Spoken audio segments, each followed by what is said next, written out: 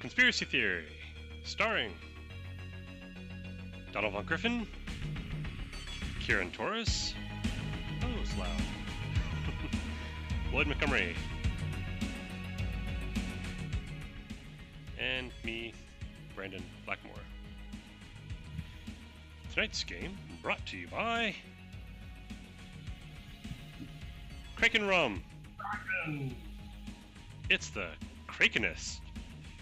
So, Release the Kraken. And I have yet to be contacted by anybody who wants to sponsor this game. Keep Maybe trying, someday. man. So, Maybe Austin's Ciders will do it. Hey, Austin's weird enough, they might. So, quickly, let's recap what happened last week. You guys all went to London. You met with the Templars. You met Richard Senek, who was cordial. He was not. Did he come across as cordial to you? It's like he seemed, not insulting or making demands or anything like that, right? He was not nearly as annoying as he is when he leaves me alone. What? No, that was Eddie. I thought that was the other guy. Richard I Senek, thought the we were guy, the talking Templar about guy. Oh, Templar guy. Templar guy was cool. He was just, looking for joiners who want to be part of his whole religious group or something. And not my thing. Understood. And he picked up on that right away. And it was a mutual agreement that you guys were not a good fit, which is perfectly fine.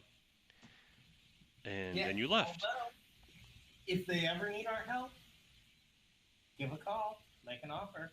No hard feelings.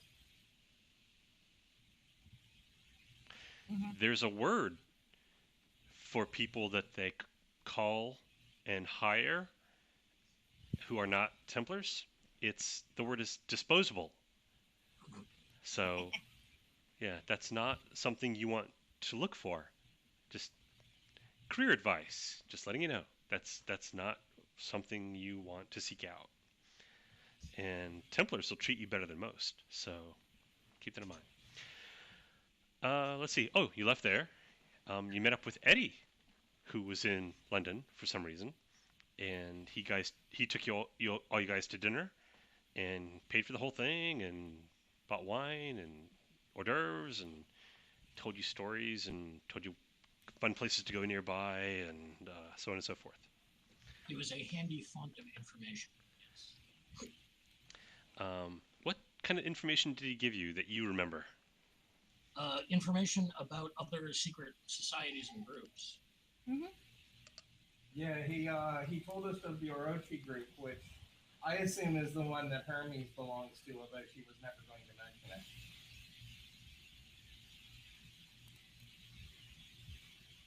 That's a theory. Hermes didn't say, so I can neither confirm nor deny. Then there's also Black Book, which is National Defense Directorate, and they're basically U.S. And I know that he mentioned the Dragon, Yes. which is a primarily Asian group out of Korea. And He mentioned quite a few of them. I just don't remember any of the other ones. okay, well, there's a lot of bit players, and he seemed to have some contempt for those because they're just bit players, and they only survive until the Illuminati notices them. Basically, if they become a nuisance, Illuminati deals with them, which is one of the reasons why he works for, or is a recruiter, talent acquisition specialist for Illuminati. Although he never uses the word Illuminati, he calls them ILM. That's what he calls them consistently. He might have said the word Illuminati at once or twice when somebody says, "Are you talking about the Illuminati?" But normally in conversation, he calls them ILM. And he's got stories about that too. I don't think we really went into a lot of detail on that. For example, if anybody makes the connection between ILM and Industrial Light and Magic, he'll go, yeah, same people. Yeah, I always think George Lucas had gone wrong. Ever since he brought in those damn Ewoks. It's like The whole planes hitting the World Trade Center. Planes didn't hit the World Trade Center. Nobody who actually saw that happen saw planes. That's only on film. ILM did that. Anyway, so all the conspiracy theorists about they're not actually planes hitting those buildings. Oh, they were right. So anyway, what else? Oh, and he made it very clear that there are no aliens and there is no magic. All that's just counter noise to just feed the wrong conspiracy theorists as a cover story for the actual conspiracies that are going on. I found that quite amusing. But I didn't say anything. So did I, having recently kidnapped a ghost from the Illuminati. He didn't say there weren't ghosts. He said there wasn't magic. Actually, no, different he thing. did say there are no ghosts. Oh, did he? I vaguely remember him saying that there are no ghosts. So no, Well, there's no he- magic. No magic, no ghost, none of that. Well, maybe what he means by ghost is not what you mean by Well, ghost. Oh, I found the whole thing amusing anyway. So I'm not going to say anything. I just chuckle at it. But the evening wound to a close, and was that where we wrapped up?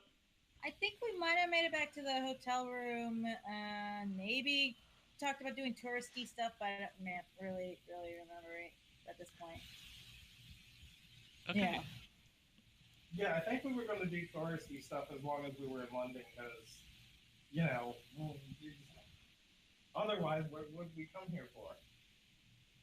Yeah, I was gonna go ahead and once we were away from Eddie, once I knew what these guys were up to for sure, mentioned I was gonna go back, but I didn't have to go back right away because they were still here. Yeah. Well, as you're mulling this over and wondering whether you should walk back to the hotel with these guys or part ways here, because if you walk back, you're going to have to walk back the other way to get to But my Templars. stuff's there. At least in a bag. Okay. Yeah, it's not like she has to. She can at least see London with us for a day before she goes back. Yeah. Oh, you don't mean right this moment. You mean just Yeah. eventually. Okay. All right. Just Well, it's eventually. evening. It's late. It's probably 10 o'clock at night. Well, Yeah. late All the more is- reason not to go back because I'm Okay. tired. that is probably not business hours. So it's around 10 o'clock at night. There are tons of people in the street walking around, and you are just chatting and sightseeing a little bit as you walk back toward the hotel, and you hear a scream, and a woman pushes through. It's not like a crowd. I mean, it's not like, shoulder to shoulder, but there's you and there's a little space and there's somebody else. There's a little space, there's somebody else. It's active. There are people on the street. Woman runs through the crowd, bouncing off people. She's bloody. She's dressed in normal street clothes, and she's just basically yelling, "Help me! Help me!" as she just runs past you guys full tilt down the And we all sidewalk. see her, not just the magic girl. I'm sorry, say what? We all see her, not just magic girl. Yeah, well, you all see. Everybody on the street sees her. Whoa, that was interesting. Yeah. It's chasing her. Do As we you, run forward or against or away from the fire? as she runs by, and you're like, "What's chasing her?" Around that point, you hear a horn, like a fox hunt call, Right. which I can almost have the tune in my head. It's like, bup, bup, bup, bup, bup, bup. How, there you go. That. Just right down the block a little bit, and you see four, we'll say four, guys in like fox hunt gear, like the coats and the white pants and the high boots and little hats and mirrored sunglasses, and one guy has a horn and he's blowing it and they're jogging not as fast as she is, but they're jogging down the street, and a couple of guys have knives out, and the two guys in the front have baboons on leashes, The hell?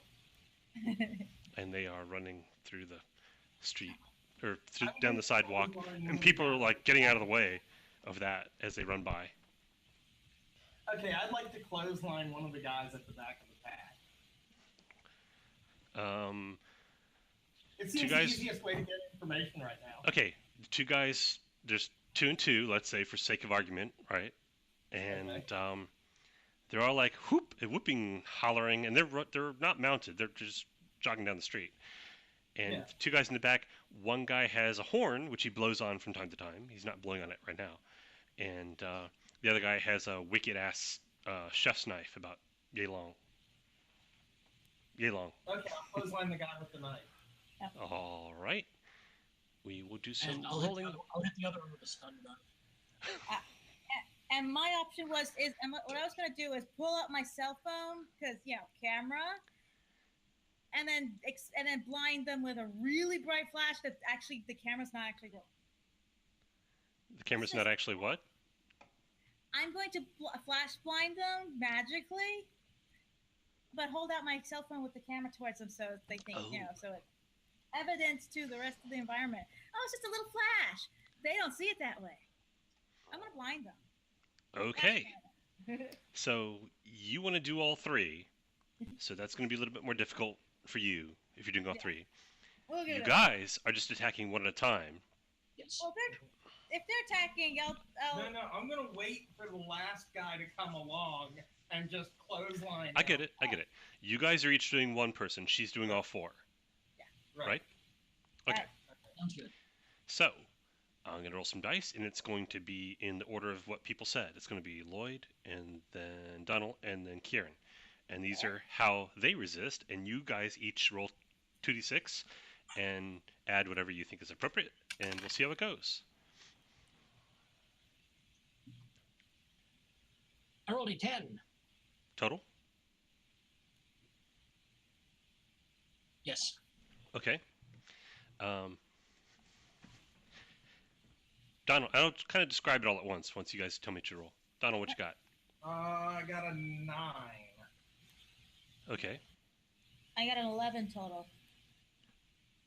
Wow. Okay. 7 plus 4. You that's pretty good. So here's what happens. The four are like kind of jogging and kind of like hup up, like they're pretending to ride horses. That's very whimsical, were it not that they were wielding knives. And now that you're up close to them, you see a couple of their knives are bloody. Lloyd and Donald, respectively, go to clothesline the two guys in the back. It's like putting your arm and hitting a tree. Punk! It stops. However, it does get their attention. So they like bump into you, and they like look at you, and they smile. The stun, And they the go, stun gun doesn't do anything. "Oh, the stun gun. I'm sorry." Donald did the Clothesline, yes. clothesline. Yeah, You did stun gun. Your 10. Did that include the damage from the stun gun? The rating on the stun gun? No, it did not. Oh, well that matters. Let me look that up. I don't know what the rating on a stun I have no idea. I don't remember how I did weapons and jazz. Give me a minute. Fair enough. And I was using my organized crime fighting rather than Yeah, my... that's fine. So you clothesline a tree, which doesn't have a whole lot of effect. But let's see. Oh, so this is just the stun gun is just basically a tool of your trade. So it doesn't really make a difference as far as like, how much damage it does or whatever.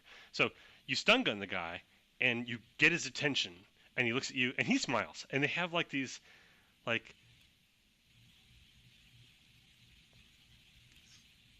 the guy who played Batman most recently. Sorry, what? The guy who most recently played. Affleck. No, not. Affleck. Fuck! I blocked him out of my mind. The previous one. The really crappy dude who couldn't speak because his calories That's had him not off. nice. Fine. Um, Anyway, they give you like the guy this who did the one broad, really this crappy broad, dude. enthusiastic, like kind of crazy, looking forward to disemboweling you later, buddy. Smile. It's it's Christian Bale. Christian Bale. That's what I was thinking of. So like him in American Psycho kind of smile. Like it's like way too happy. um, and the two guys in the front have the baboons. Meanwhile, so Charlotte flashes and blinds. Since it's magic, they don't actually have to be looking at you because it's magic. You're just blinding them. All four of them, all of a sudden, let go. What the? Like, wait, what? I'm sure there's more than one person holding up the camera too. Yeah. Okay. I'm gonna go ahead and grab the guy by the collar and go. Okay. I tried to warn you, man. Here, come on over here. I'll help you out.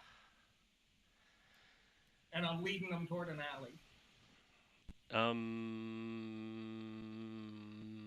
just gonna knee the guy in the cojones. Yeah, that sounds like a plan. They did have every intention. Well, I don't know. Like, it doesn't matter what their intentions were.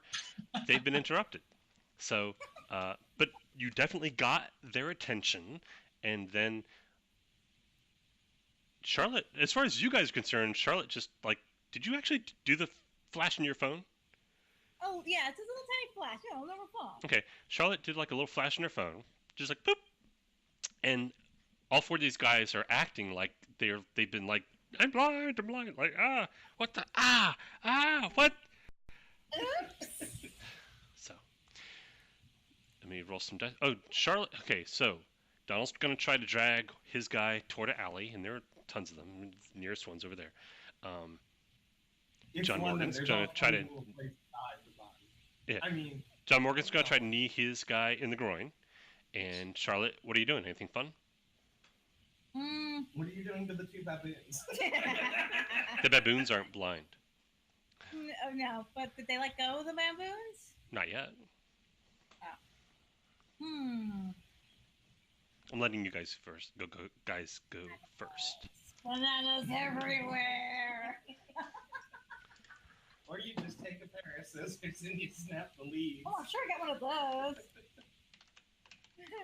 Take your thumb and cut the two leads of the. Well, there's not disgrace one's a thumb, like you using it as a simple tool. Okay, then use a pocket knife. See if I care. Really. Anyway, Brendan, it's my intention to basically kick this guy in the cojones and then run him head first into a bollard. What's a bollard? One of those things that are set in concrete in the ground on curbs. They're all over the place in Ground London. cutters. Yes. Yeah. Okay. Yeah, it's a cannon barrel sticking out of the ground, basically. Oh, okay. It's like to keep cars from running up onto the sidewalk. Onto the sidewalk, yes. Cool. Awesome. So, what's Charlotte doing again? I'm sorry. I'm gonna cut the leads on them. Pull out a.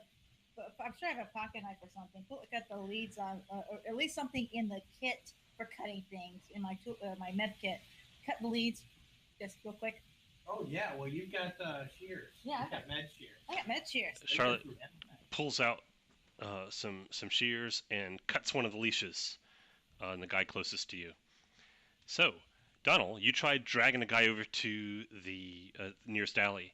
He resists. It is like you have grabbed a car by the wheel well and you are trying to pull it toward the alley, and it's not moving. However, he reaches out and he just straight arms you in the chest.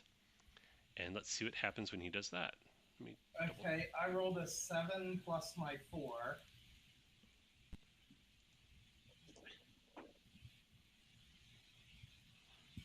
It's a good roll. but nothing happens. I mean, when you pull. So he's gonna like straight arm you in the chest. Roll to resist that. That was my 7 plus my 4 with the crystalline. Oh, wait. You're rolling.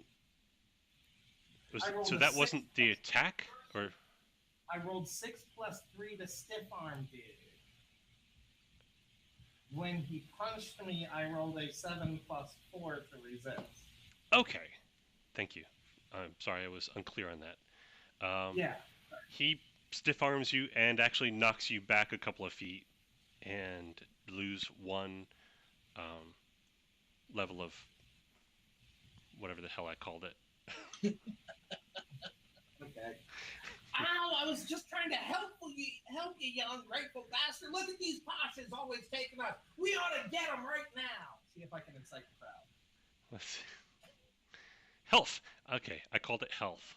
Yes, you lose a health. Okay. You have as many health as whatever the most survival relevant aspect you've got. So Okay, that would probably be 4. that sounds reasonable. So it goes to 3. Because it's like you've been punched really hard in the chest. It actually hurts. It stings a bit. So Yeah, that's why I'm trying to incite a riot against these people. oh, Pete, are you out of your mind? No. People, no. Okay, so Lloyd, you were kneeing the guy in the groin. What was your total? Oh, 12. Wow. You successfully knee him in the groin. Boom! And again, it's kind of like kneeing a crotch of a tree trunk, but it worked. And he goes, oh, gonna regret that, mate, is what he says. Although he loses a point of health himself. Where'd I put my pen? My pen! My pen! I don't know where it is. I'll just make a note of it. And he, in turn, lashes out with a knife at you. Let me see. You roll some kind of defensive thing, and he's going to roll to slash you with his steely knife, rather. He's not no longer blinded? No, he's blinded. He's just slashing. I mean, he literally just got kneed in the groin. It's not like. Yeah, I'm not being particularly sneaky or hiding or anything like that. So yeah, it's a good possibility. Wow. Approximately where I am. He rolled really well. Okay. I'm giving him a penalty for being blind, but even so, he rolled really well. What did you roll? Right. 12. Wow, you rolled really well too. So, do I hit you? Do I not?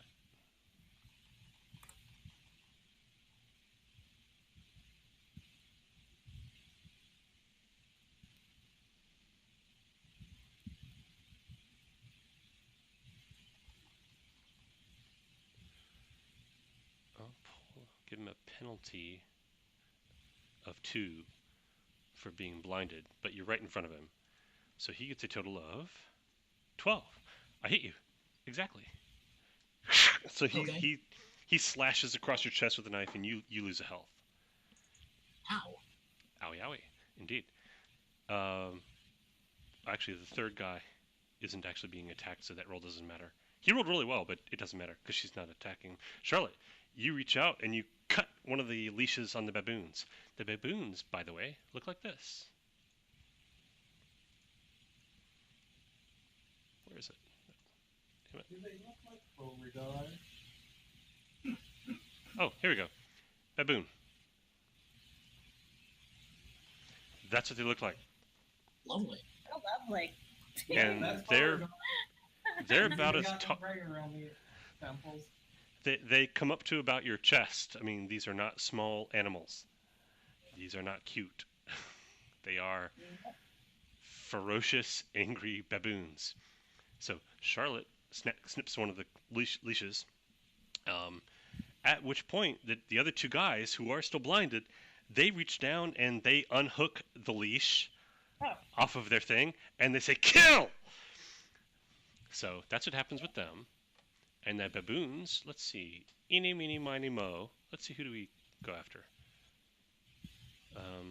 1, 2, 3, I'm 4, still 5, ranting 6. about those cops that try and punch common folk who try and help them. It's just like in the war. Yeah, that's not. Yeah, good luck with that. Hey, you know. Well, apparently, I would have thought they'd go after Charlotte because she's closest, but I rolled it, and they go after Donald. So, Yay. congratulations, Donald. And roll defense. You're getting attacked by 2 very angry baboons. Teaming up. I remember I had a rule for that. Total number of characters working on the problem is added to the highest roll. Okay, so 1 baboon rolls, and then it adds 2 to that. Yeah, plus my 3, it's a 14. Wow, you rolled really well. Okay. That was my maiming people with everyday objects roll. So it's going to be something like this baboon now has a mechanical pencil sticking out of its neck. They rolled exactly what you rolled. 8 plus 2 because they're teaming up. 10, and then oh wait, no, they got 12, not 14. Okay, they got 12, and this is your defense was not based on your symbiote thing. No, this was being a wise guy. Prison yard wise guy, yeah. Okay, wow, that is just amazing. That baboons hurl themselves at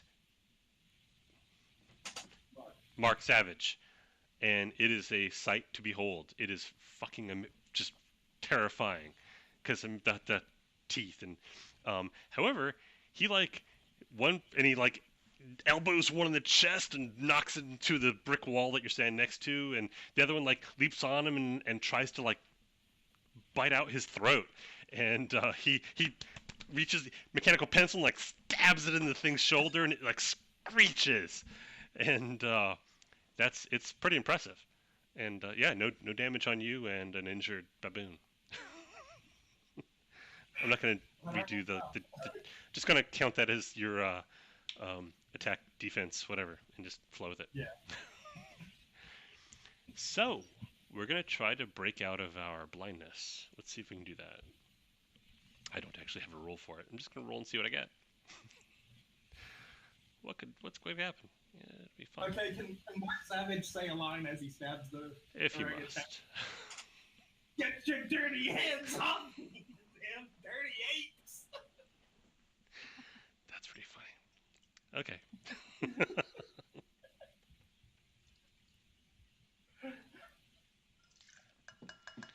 Okay. They, like... And again, they're wearing, like, mirrored sunglasses, like 1980s or maybe even 70s California Highway Patrol mirrored sunglasses, which is kind of weird. Mirrors on each side? No, just the front. And they shake off the blindness. And one guy, the guy with the horn, goes, "Our quarry's getting away, mates!" And they all kind of look at you guys and say, "We'll find you again." And then they run off down the road. And one guy whistles, and the baboons like shake off. Well, one like pulls out the mechanical pencil and like goes at Donald and throws it at him, and then turns around and runs off. And the other one just wobbles its head like it got thrown against a brick wall, and chases off after the first one. Mark gives the first one an identical scream and follows it up with, "And stay out of my town!" Okay. How about John Morgan? You did anything fun? Did you give chase?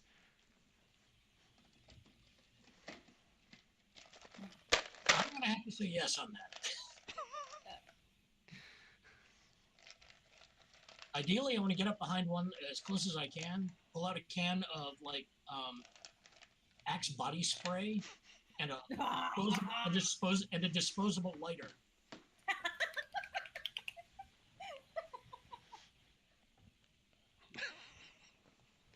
Okay. And since I'm behind him, I guess I'll try and set his ass on fire. Oh, and Charlotte, subtract one from your weird pool for the blindness. I did. Okay. Yep. Already figured that one out.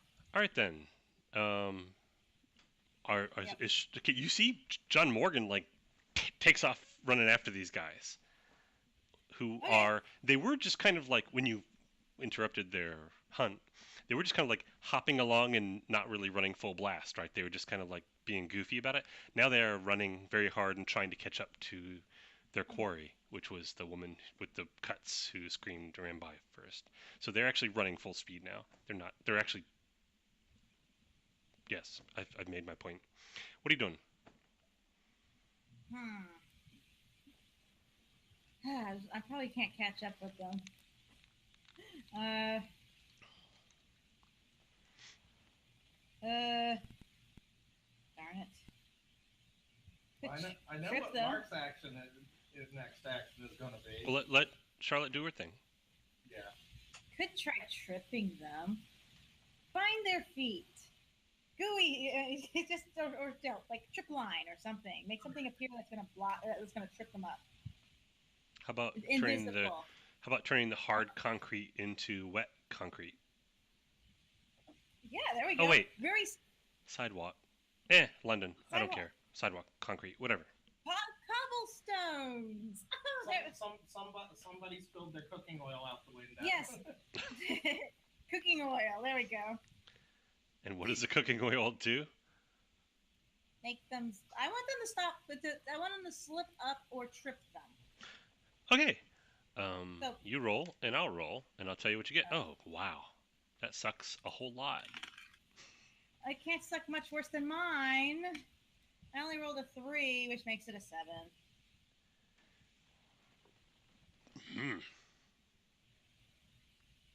I'm astonished.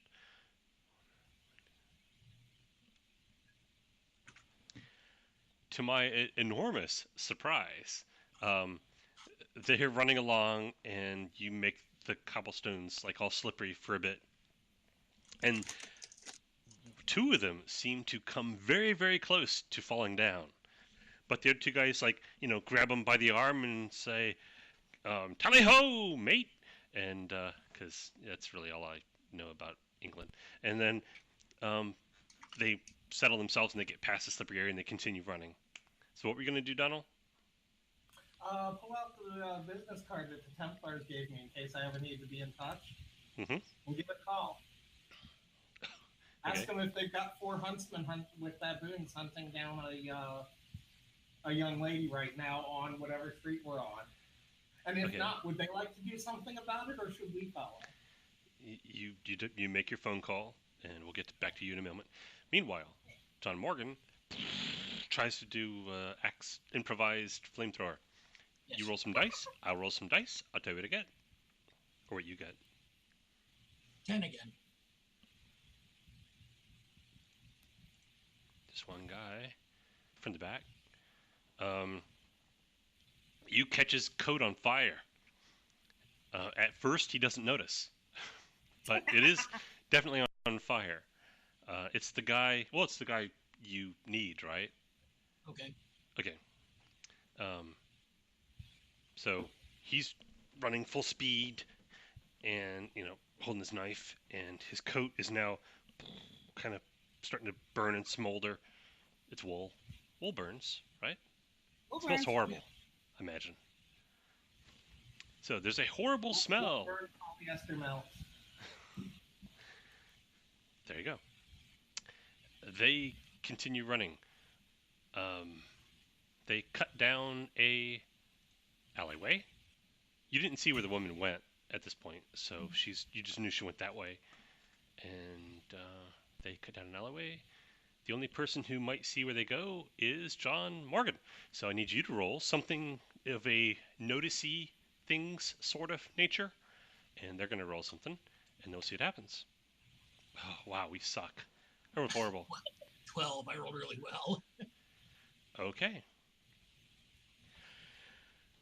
They're running ahead of you. The baboons, which are faster than they are, catch up to the 2 guys in the front and take the lead, but don't get too far ahead of them because they're trained. And the baboons stop, and sniff for just a split second, and then buck down an alleyway. And the 4 guys run down the alleyway, and you run down the alleyway, and they get to a door, and they open it, and they run through. And on the other side, you can see a kind of a lot of light, like yellow, warm light. I'm trying to think what that would be. But it's very, very kind of Christmassy sort of vibe to it. It's Okay. yellowish, but it's not like old style street light, unnatural yellowish. It's more of a warm, welcome home kind of yellowish. And they run in and slam the door. Hang on a second.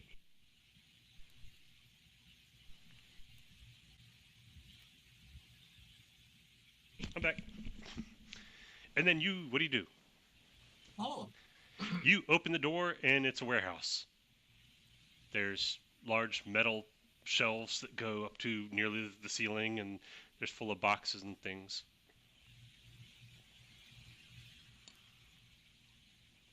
Oh, We're there's no inside. sign of the baboons or these guys or anything.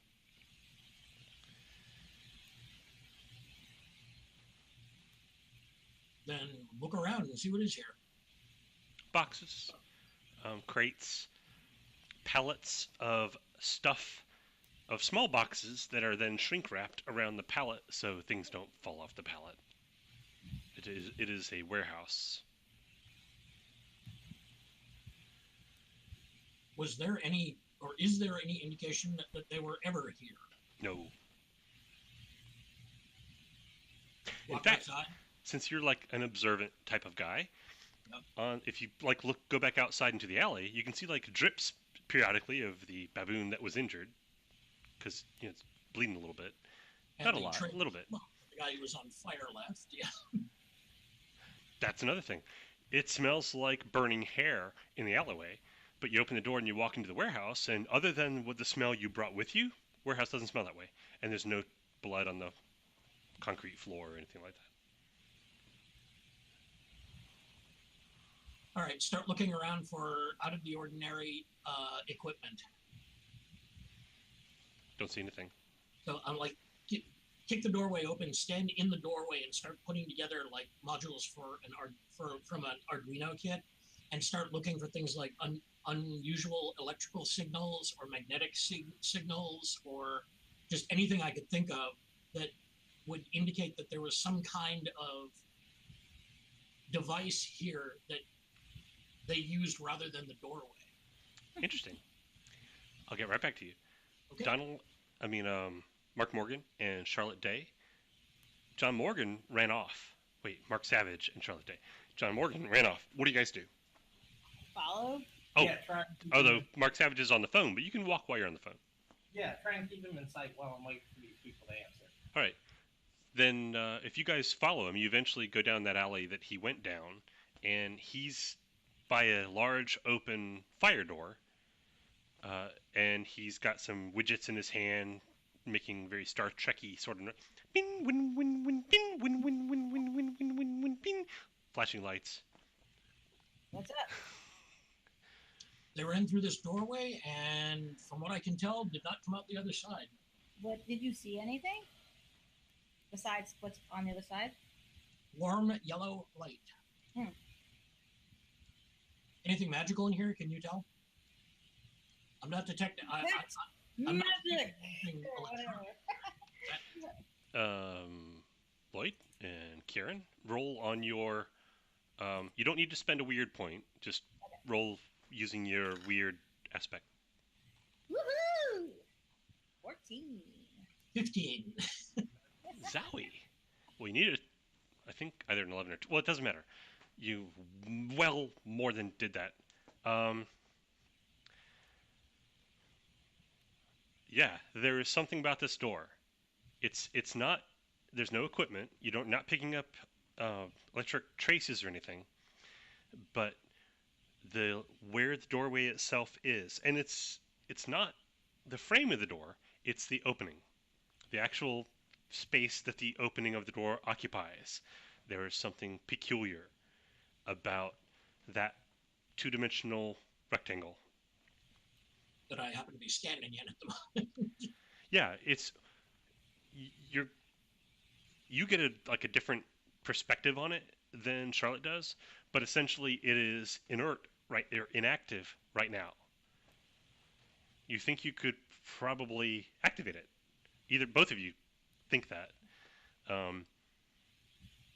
but in different ways. Okay. Meanwhile, How? Mark Savage is on the phone. You eventually get through to somebody at Templars. Um, they direct you to Richard Sennec, who is Sonic, Sonnec. And he sounds a little sleepy. And who is this? Who am I speaking to? Mark Savage, I came in with a couple of my friends earlier. I remember you, Mr. Savage. What can I do for you?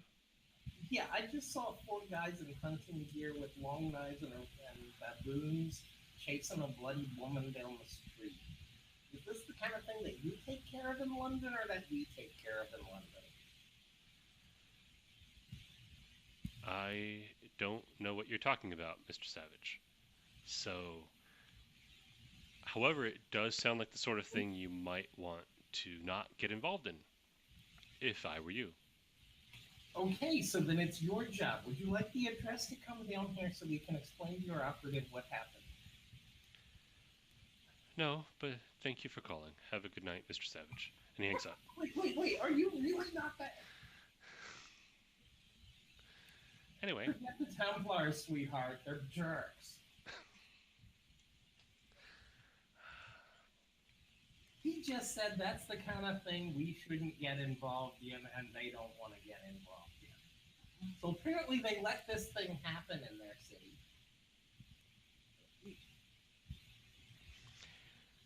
you guys, Charlotte and John Morgan, Yes. what you doing? Studying this intently, trying to figure out how to open the door. You think if you give it just the right signal, you can probably activate it. And What do I Charlotte think? thinks if she exerts just a little bit of her magical or psychic force, like pushing on it mentally, that it would open. Well, I'll see if I can figure out what the signal is. I'll go ahead Well, you and rolled push it. spectacular. So one or the other of you, one moment it's a doorway into a warehouse, and the next moment it's a doorway into a warm, brightly lit well, a cylindrical opening that you are on one side of, and the opening itself is the size of a football stadium. And you go forward. If you look forward, there's like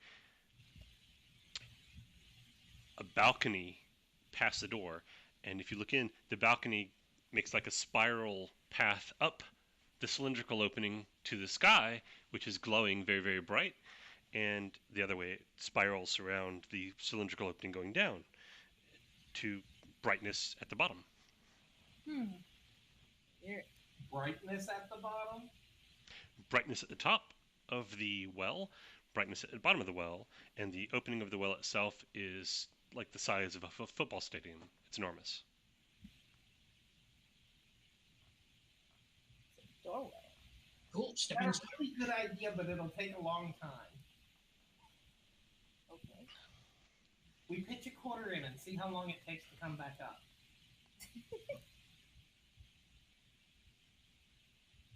Brendan, step inside, start looking around. Okay. Yeah.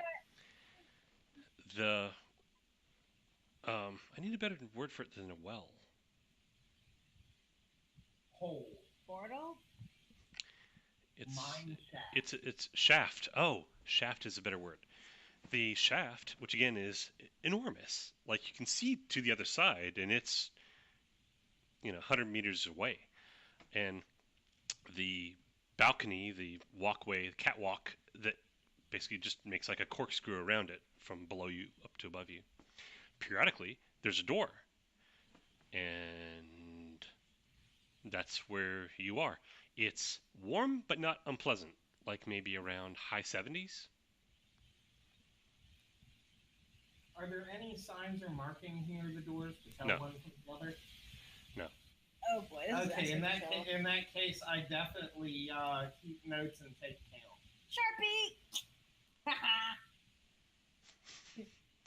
What do you what do you what do you mean by that? Mark the door we came out of. Alrighty. Just like a little mark above it and write in the notebook and keep count about how many doors we pass. So if we have to turn around and walk back, we can count back even if somebody's cleaned up the Sharpie. Oh, and the catwalk itself, it's not narrow. It's a good 15, 20 feet wide. I mean, you could probably, if you had a car and you could get it through the door, you could probably drive a car up the catwalk or down the catwalk. There is, Okay, however, now I no wanna railing. crawl. There's no railing. So you're gonna go back and get the car, huh? Lorenzo. How would we get a car in here? I don't know. We need to find a car already on here so I can start running people down with it. Motorcycle. I can get a motorcycle. You don't see any other people. Oh, there will be eventually. You would think. You would think. Presuming that the car would work in here. Well, yeah. Start looking the place over. There's not much more to see. The walls of the shaft appear to be large, very, very smooth stone. The catwalk, which has no railing, appears to like grow out of the wall. It's a little bumpy, like wood or roots that have grown out into the shaft and then grown together into a spiral catwalk.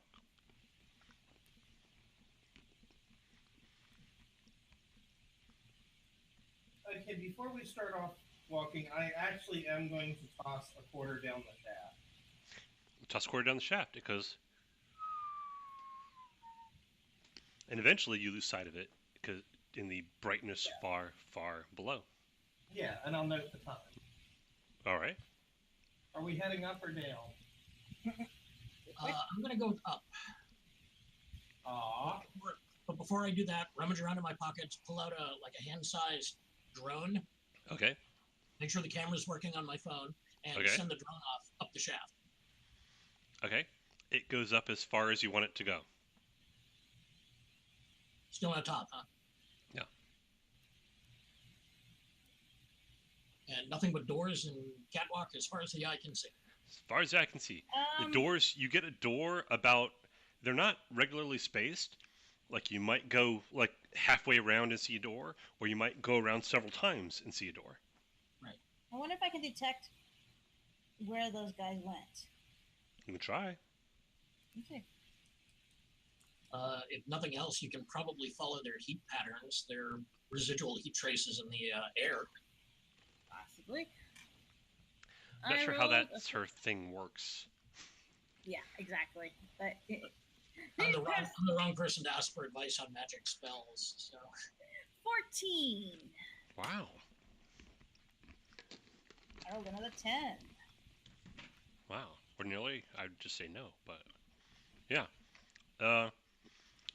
You're picking up their intentions and the after echoes of the terror of the person they were chasing, who apparently came in here first. She went left. They followed Left. to the very next door, which is about not exactly half. It's slightly less than halfway around. So, but anyway, it's a door. Thank goodness It they didn't looks- have to go that far. Open the door. It is a dark room.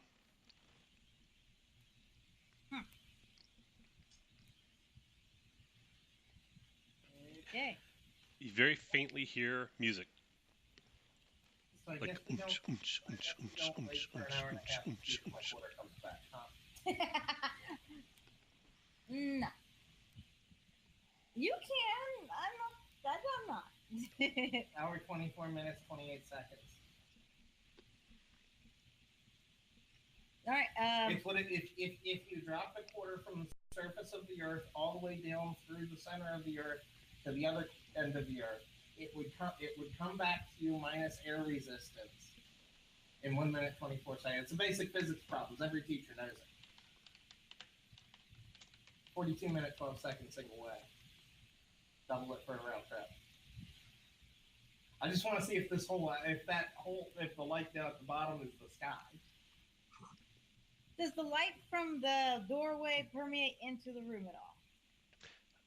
Oddly enough, not really. No, I mean, a little bit, like just another 3, 4 feet, but it doesn't illuminate the room. No. Not surprising. Oh, if I see that she's opened up one of the doors, I'll walk over there, pull out a flashlight, turn the flashlight on, walk through the door. Okay. It appears to be a storage room. All of the boxes you see. Do you speak any other languages other than English? I'm gonna have to say, well, computer languages, but no actual spoken languages. It Only if appears they're to dead. it appears to be Asian language characters on the boxes. There are boxes that are small, there are boxes that are big, there are bottles, there are large bottles that are obviously condiments. Hmm. There are boxes that have some Korean, it's Korean, I'll give it away. It's boxes that have some Korean and some English words like Johnny Walker, things like that. Okay. Because my character has to deal with the dead, she understands all languages, but I don't know if that extends beyond the dead or not. Sure, why not? Yeah. Be handy if somebody understood That everything. way. Oh, duh. Brandon, Yes, check my GPS. Where am I? underground, so your GPS doesn't work. In the warehouse? Or in the storeroom? I'm sorry. Um, wait, were you doing it in the shaft or in the storeroom? Oh, in the storeroom. Yeah, you're underground. Your GPS doesn't work. It says, can't see the satellite. Really? Oh, cool. I want to see where I am then. Go into the storeroom and see what else is here. If there are any other doors out here. There is one door out of the storeroom. The storeroom also has like a great big white plastic sink with, it's empty at the moment, with like a rag over the sink that is dry. There, next to that, there's like a rolling bucket with a mop in it and stuff like I that. got it. And there's one door that leads out of the storeroom, and from that door you hear the oonch, oonch, oonch, oonch, oonch, oonch of music. I'm in the storage room of a rave. Yeah. Go through the door. I'm gonna check the box of whiskey. Is it actually a box of whiskey? Um, there are actually numerous boxes of variety of whiskeys, some of which you don't recognize and some of which you do because they're American brands. Yes, Okay, at least a bottle or two is probably gonna find its way into my satchel. totally up to you. What is Charlotte doing? We've just discovered an interdimensional doorway and you're nicking bottles of Johnny Walker Red. Priorities, I guess. Priorities, dude. Yeah. I'm not sure why you didn't think of it first, man. Curiosity. Because as far as this character is concerned, this has been what he's waiting for since the game started. Really? Yes. Okay. Glad to have helped that happen then. Everything else that has happened up to this point has been something that is something Explainable. that could conceivably happen in this world. This is the first thing that I have seen that I'm literally standing in that I can go, yep, this is not what I'm used to. We are no longer in Kansas. Okay. All right. Charlotte, what are you doing? No, look around. Can I read? I was like, anything interesting? Nope. Okay, I'm gonna go look at. Go take a peek through the door. And crazy expensive stuff like Johnny Walker with a color after the name, that's not in this room. This is your ordinary stuff. So Johnny Walker is here, old granddad is here, whatever the hell else people, Bullet Bourbon is here. So there is some good, some bad, and some in between. But there's no like $200 bottles of liquor in here. This is not where they keep that. Okay, There's also a bunch of food type stuff. There's like big, enormous things of mayonnaise. It's a storeroom. Yeah, okay, so I'm just grabbing a couple of bottles of reasonably good stuff and putting another mechanical pencil in my shirt pocket just in case I need it. There are no mechanical pencils in here. Sorry. No, it was a satchel. Oh, you apparently have spares. That's fine. I'm sorry, Charlotte. I've asked you twice. I'm going to ask you one more time. What are you doing? I did answer. I was gonna look around and see if there was anything of interest, and then I was just gonna go take a peek through the door. Oh, the door that John Morgan's walking up to. So you guys Yes. both are, I guess, listening at the door, and you Yes. hear club music. It's unmistakable. It's international. It's the same everywhere. Yeah. Except in Germany, where it's like has a very aggressive and slightly, death metal overtone to it. But everywhere else is the same. Oh, okay. Hard industrial. Hard industrial house. In Germany, yeah. Here, no, it's just club music. It's like unch, unch, unch, unch, unch, boots and pants and boots and pants. Anyway, you open the door. Yeah, Yes. it's a hallway. The sound gets much louder. It's a hallway. To your left, you see little outlines of a man and little outline of a woman, and they have characters in some language underneath. Oh, Charlotte knows is Korean. Men, women. And then down that way, there's a couple of more doors, and there's some stairs in the direction of the bathrooms that go up with like light that like shifts in colors. And you go that way. There's doors, and eventually, it's just a hallway. It ends, and there's just a door. Oh, exit. I don't know what emergency exits look like in Korea, but there is a door, and in some manner, there's a sign that says emergency or fire exit. Is my ability to sense still going on at this point? Or is that Sense of... Just trying to track each other. Yeah, they went to the left up to the music and noise and light. They went that way, gentlemen. Went up to into the music. I'll head for the emergency exit. Away from them. Okay. What does Mark Morgan do once he secures a few bottles of liquor? Mark Savage. Sorry. I actually know a Mark Morgan, or I knew a Mark Morgan. So and next that's we'll be calling you John Savage. That's pretty funny. Mark Savage, what are you doing? I'll be right back. Okay. I look at the others. Well, anybody else here like to dance? He's heading towards the exit. I assume that, does it look like there was can I tell if there was recently a disturbance? I assume two baboons running through a dance club is going to stir things up for at least You don't hear people screaming. I'm siding with John. Yeah. All right.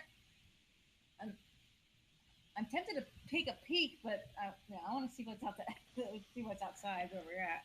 You can. It'll only take a moment. Yeah, I'm gonna take a peek up the stairs real quick. Yeah. No, they're going. He's heading towards the emergency exit. Okay. I was gonna take a peek at the party. Go for it. You go up the stairs, you turn a corner, and it gets really loud, and you see that. All right. Looks like a basic party. It's a whole bunch of young Korean people dancing and gyrating, and a good third of them are holding up phones and taking each other's pictures. It's lots of bright lights and loud music. There's a bar at one end. There's another bar at the far end. So. Okay, so we're in South Korea. Obviously. How would I know that? I don't know. You don't know. How would you know that? What, you Right. think they don't have discos in North Korea? I'm a school teacher, and I've heard about the things going on in North Korea. So what's on the other side of the emergency exit? Yeah, and head An alley. Can I get a signal here? Yes. You are in Seoul, South Korea. Well, it could have been worse. It could have been Pyongyang's. Exactly. Except Pyongyang doesn't have any dance clubs. Hell, they cut off their electricity by this time of night. Well, they don't have any that we know of. Exactly. Could be an underground dance club in North Korea. You don't know. Exactly. I mean, Pyongyang is North Korea, right? All right. At this point, start mapping. Just keeping track of where we are and where the doors go. Okay. And then go back in. So you go back into the nightclub? Yes. Okay. Then what? It is my intention to go back into the well and try and see where the other doors go. Okay. I would like to map this and figure out how to utilize it. Okay. Especially if you managed to have gotten the frequency to do it. Do you track any baboon blood?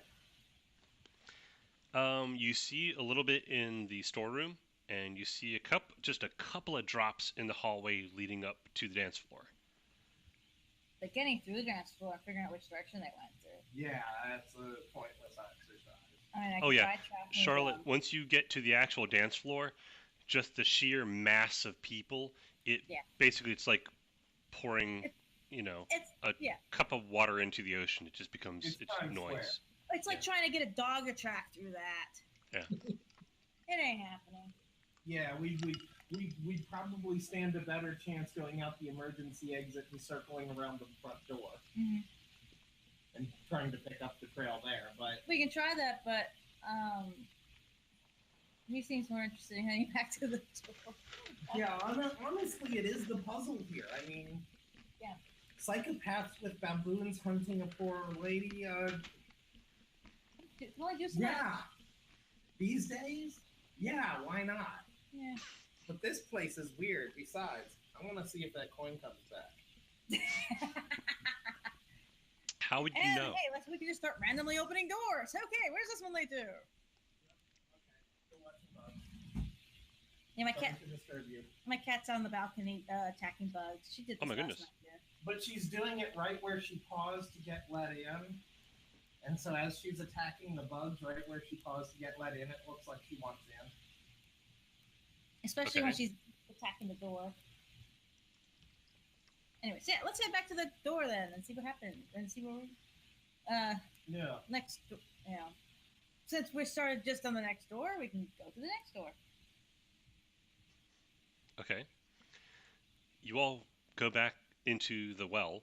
Actually, come to think of it, that is kind of a cool word for that. So The well. you go into the well. But the weird thing is, this time when you open the door, you don't go to the well. You open the door and you're looking down a dank, like a dungeon kind of cave system. That the floor is uneven and the walls are slick with moss and other moist growing things.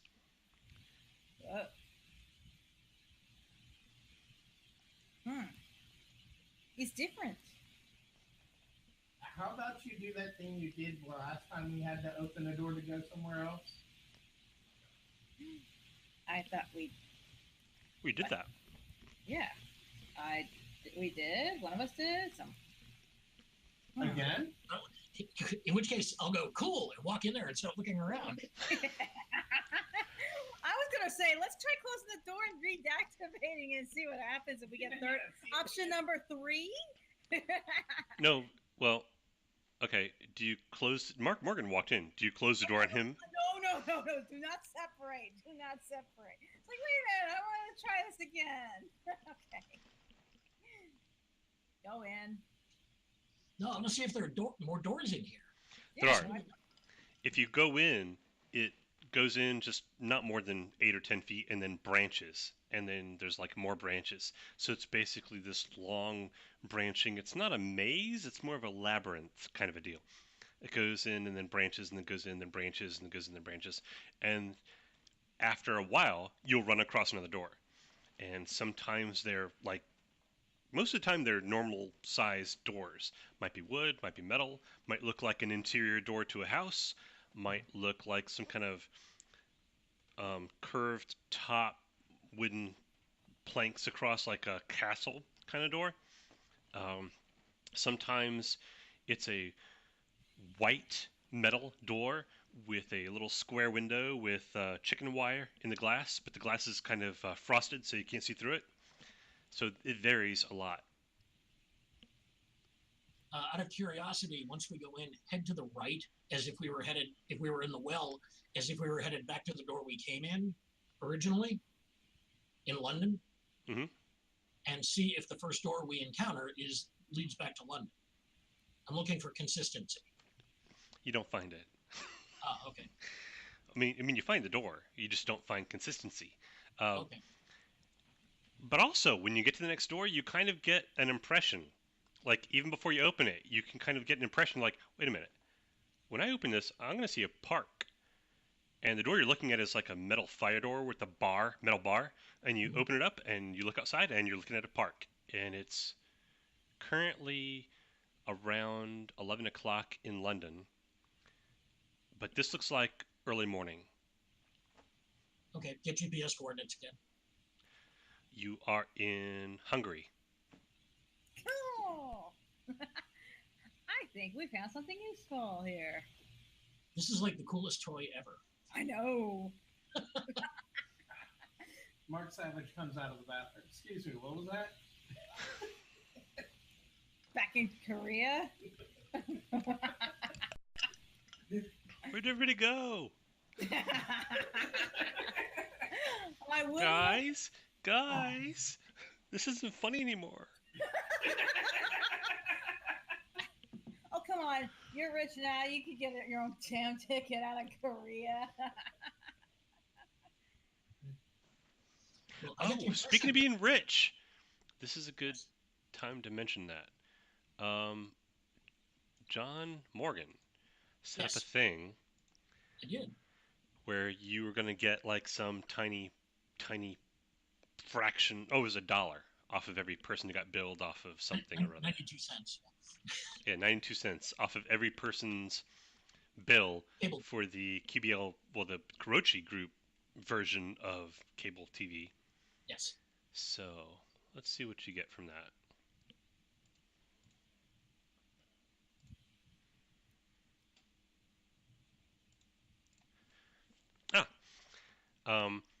And once you go into Hungary and you do the GPS and you see where you are, it's currently like 5 in the morning in Hungary, or whatever the time would actually be.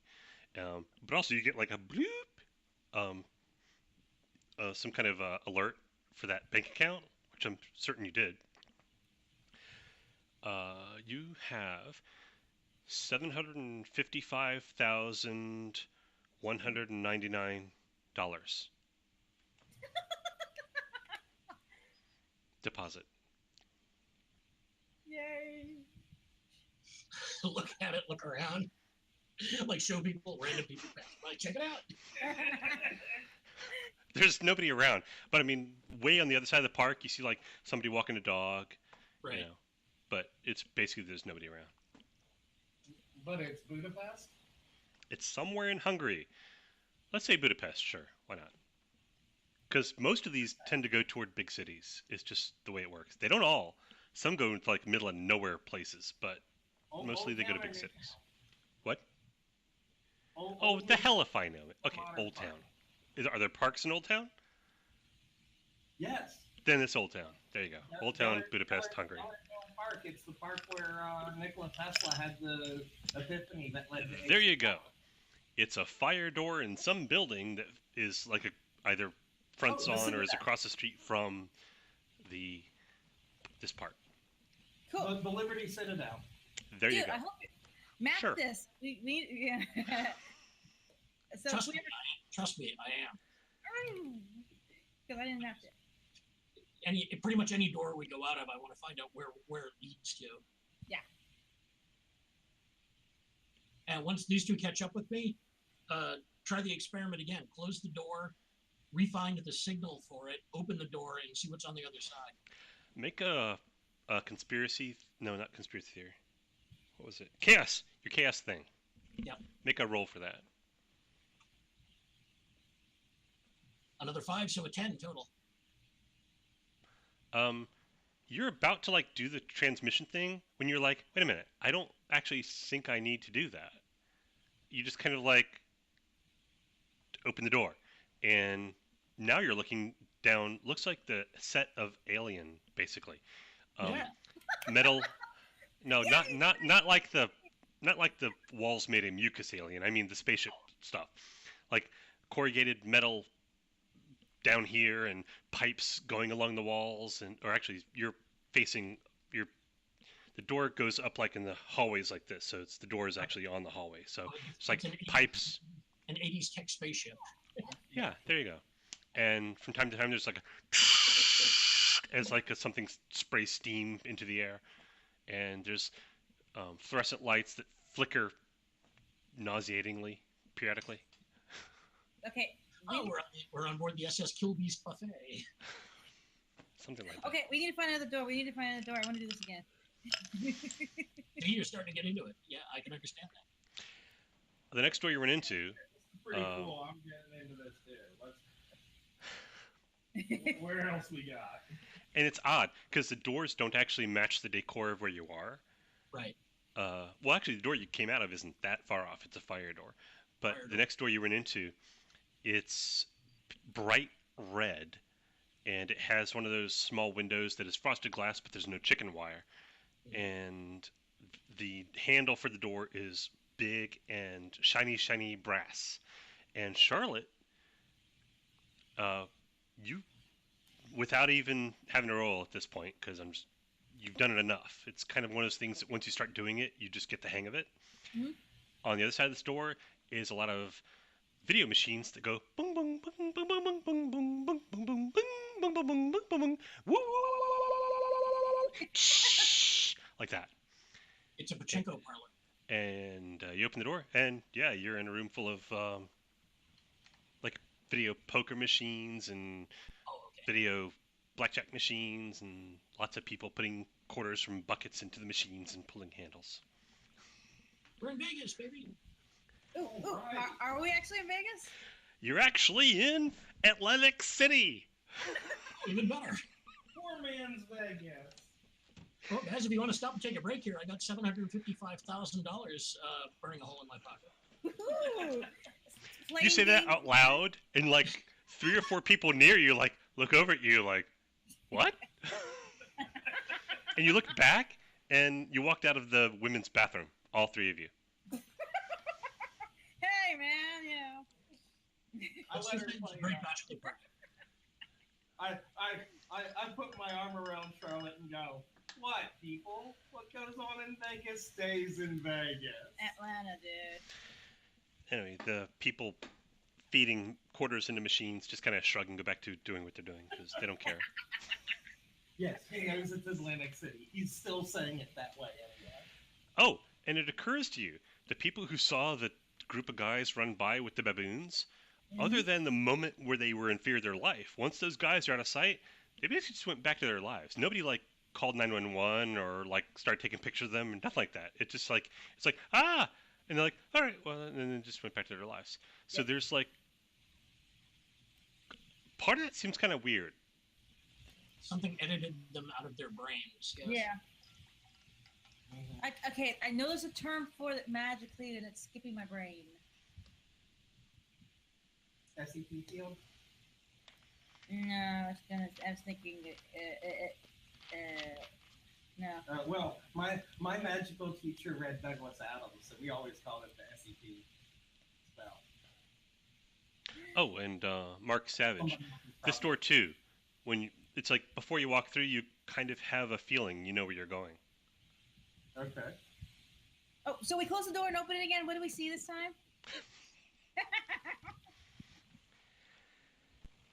It's similar to the well. It's a huge open space, and there are large roots that extend out into this enormous open space, and that from time to time they intersect. And way off in the distance, what looks like an enormous tree trunk that goes up to the sky, which is glowing in kind of a warm, yellowish, welcoming, healthy light. But this time, if you look down, the tree trunk goes down, and eventually it's just darkness. I like this. This is fun. This room has a top and a bottom. Oh, Okay. and you Doors. see a big, like 18-foot tall, kind of steampunk-looking robot thing. It's brass and pieces of jade, and doesn't have a head, but it's got a great big lens kind of thing in its chest that glows. It doesn't have a face, it just glows. But just, it's like standing way off to the side. Doesn't appear to have noticed you. Well, I will go check it out. I will go with him. Of course. It Let me know just, if it notices us, because I know what I'm doing if it does. Hi. No. it just stands there.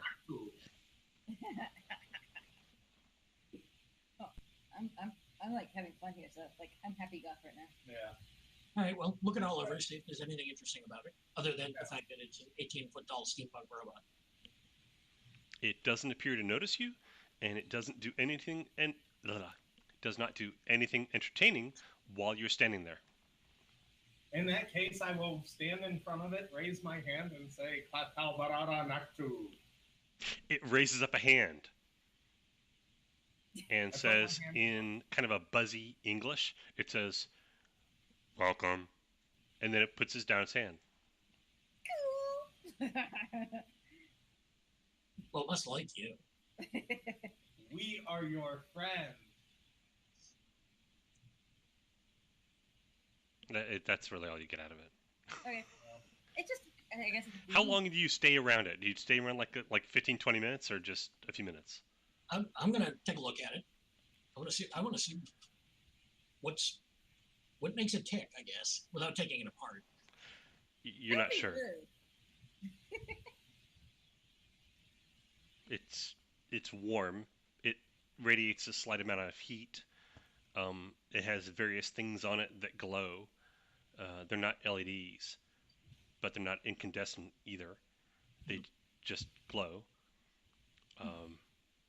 You're not sure that it's electrical in nature, but Charlotte doesn't seem to think it's like magical or psychic in nature. It's just strange. Mark, Savage, actually, you feel like you kind of have a connection to this, Donald. Ah. I look very closely at it then. If you Maybe step I need really close to it, it takes a step back. Dum, dum. Maybe I need to use English. I repeat my first phrase in English. Take me to your leader. Unable to comply. Hmm.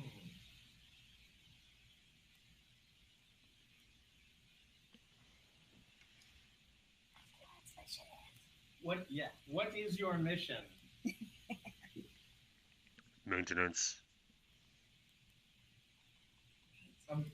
Maintenance. How long have you been maintaining this? Unable to comply. Forever. What do you maintain?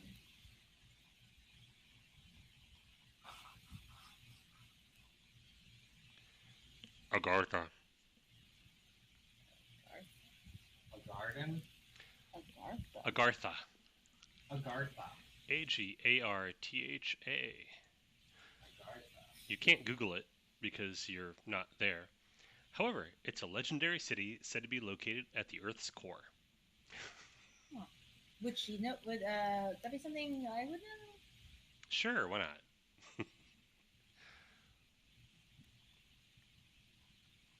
Cool. Really? Yeah. To say that. Oh. So is this part of Agartha then? Are we in Agartha? Correct. I thought there'd be more people than this. There are. Current population 372. Yeah, 17. People passing through, I guess. Yes. Well, where are they? Agartha. Yeah, but you just said that was here. They are Correct. I don't see them here. Correct. Are they still alive?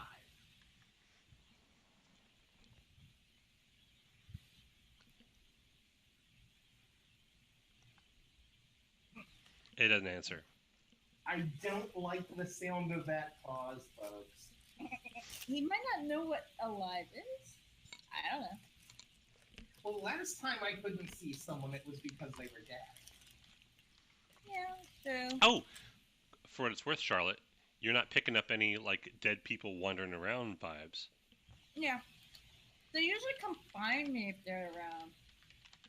Is there I a haven't wireless seen signal? many lately. It's rather just it is rather bothersome, especially when they bug you when you're trying to sleep or take a shower or something. Can you leave day 2 down? Brandon, is there a wireless signal? No. Okay. Cell phone signal? No. Oh, I got a picture. Want to see a picture? Sure. Cat. Ignore the Casey! guy. Ignore the guy Hello? with the coat. Come on, Chris. In or out? You were pawing at it exactly to come in. Looks like Oh, that. cool. The one on the left. Cool machine. Well, you're welcome. Don't worry. Well, that's kind of nifty looking, isn't it? It's a great big steampunk robot looking thing. Yes, it is. What's your name? It doesn't answer. What do we call you, big guy? This thing is not going to have a conversation with you. Just letting you know that right off the bat. Let's not spend the next 2 hours making it try because it's not going to. Alright, I'm bored with this. I want to open another door. Okay, yeah, let's keep looking. All right. Come on, big guy. Come with us. We're going to go open another door. Unable to comply. Oh, because you have to maintain the place where everybody is, but nobody's here. Correct.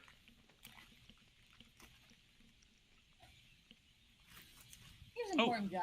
Off Let's in go. the distance, I meant to admit there's like a tree way off in the distance, and there's like roots or branches that go from where you are, which is like a wall of some kind, that go crisscross and eventually meet at that tree. Yeah. They crisscross in the air between here and the tree. Sometimes they go under each other, but way off in the distance you see something just like this. Clunk, clunk, clunk, clunk, walking along one of the branches, but it's like way hell and gone away.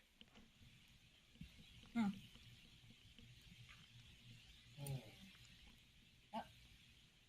It must take more than one of them to maintain this place. Yeah. Alright, let's go. Where do you want to go? Another door? I mean, is there anywhere particular you want to go? Can we try? Oh yeah, that's the next test. We've done. I'm done with random. All right. I want to. I want to see if I can. If I think about a place I want to go to, will the next door be that place? Pick a place. Huh. Okay, guys, pick a place. Where do you want to go? Consensus here. Otherwise, I'm going to say something. Monkey Ayers Park. Rock, Australia. Australia. Yes. Okay. What he said. Everybody who wants to go to Australia, roll 2d6. Tell me what you get. Come on, Australia. 6. Oh, I rolled a 3. I rolled a 9. Wow. John Savage. Fuck. John Morgan. I knew. You did this. You did that. John Morgan and Charlotte, they're like, Australia, Australia, Australia. And you're like, you got nothing. Mark Savage, he's like, Australia. And you're thinking of like Sydney. And you're like, that way. And Mark Savage, anyway, is certain it's that way. Okay, lead the way. I'll take you on. I'll try this. Walk along out on one of the large roots, and they're a good 10, 15 feet wide, but they are also curved, and there are no railings. So it is a little freaky, because that first step is a doozy. And you pass other doors, and the way they look is like a bit of root or branch comes out and like makes a frame, and there's a door in it. And you pass, and you kind of have a feeling what's on the other side of that. And you walk, but that's not Australia. And you walk along for a while, you pass a couple more, and it's a good 15-minute walk. And you get to a door, and it is wood and polished. It's not painted, it's stained. And it has a little window with like little metal bars on the window, and one of those like old-fashioned lever style handles. But once you get there, all three of you are like, yep, that's Australia. In fact, I think it's on the beach. Cool. In fact, Excellent. have any of you ever been to Australia? No. No, that's all you get then. One of these days. All right. Well, hell, go through and find out. Yeah. You walk out, and you're in a little gardeny sort of area with like little plants with greenery, and there's like a not gazebo. What the hell's it called? The thing with like little slats the sun can go through. Pergola. This is like a pergola type awning over you that the sun can come through, and it's like a very nice breeze. And way out there, you see waves coming up on a beach. And if you step out a little bit more, off way to your right, you see the Sydney Opera House, which is an iconic building. It's very, very obvious where you are now. This is cool. And apparently, you walked out of a door from a hotel. You look behind you, it's like a 14, 15-story hotel on the beach. Okay, cool. There are people sitting here in chairs, drinking drinks, enjoying the morning. Hear some people conversing in Australian accented English. They glance up at you and then go back to what they're doing.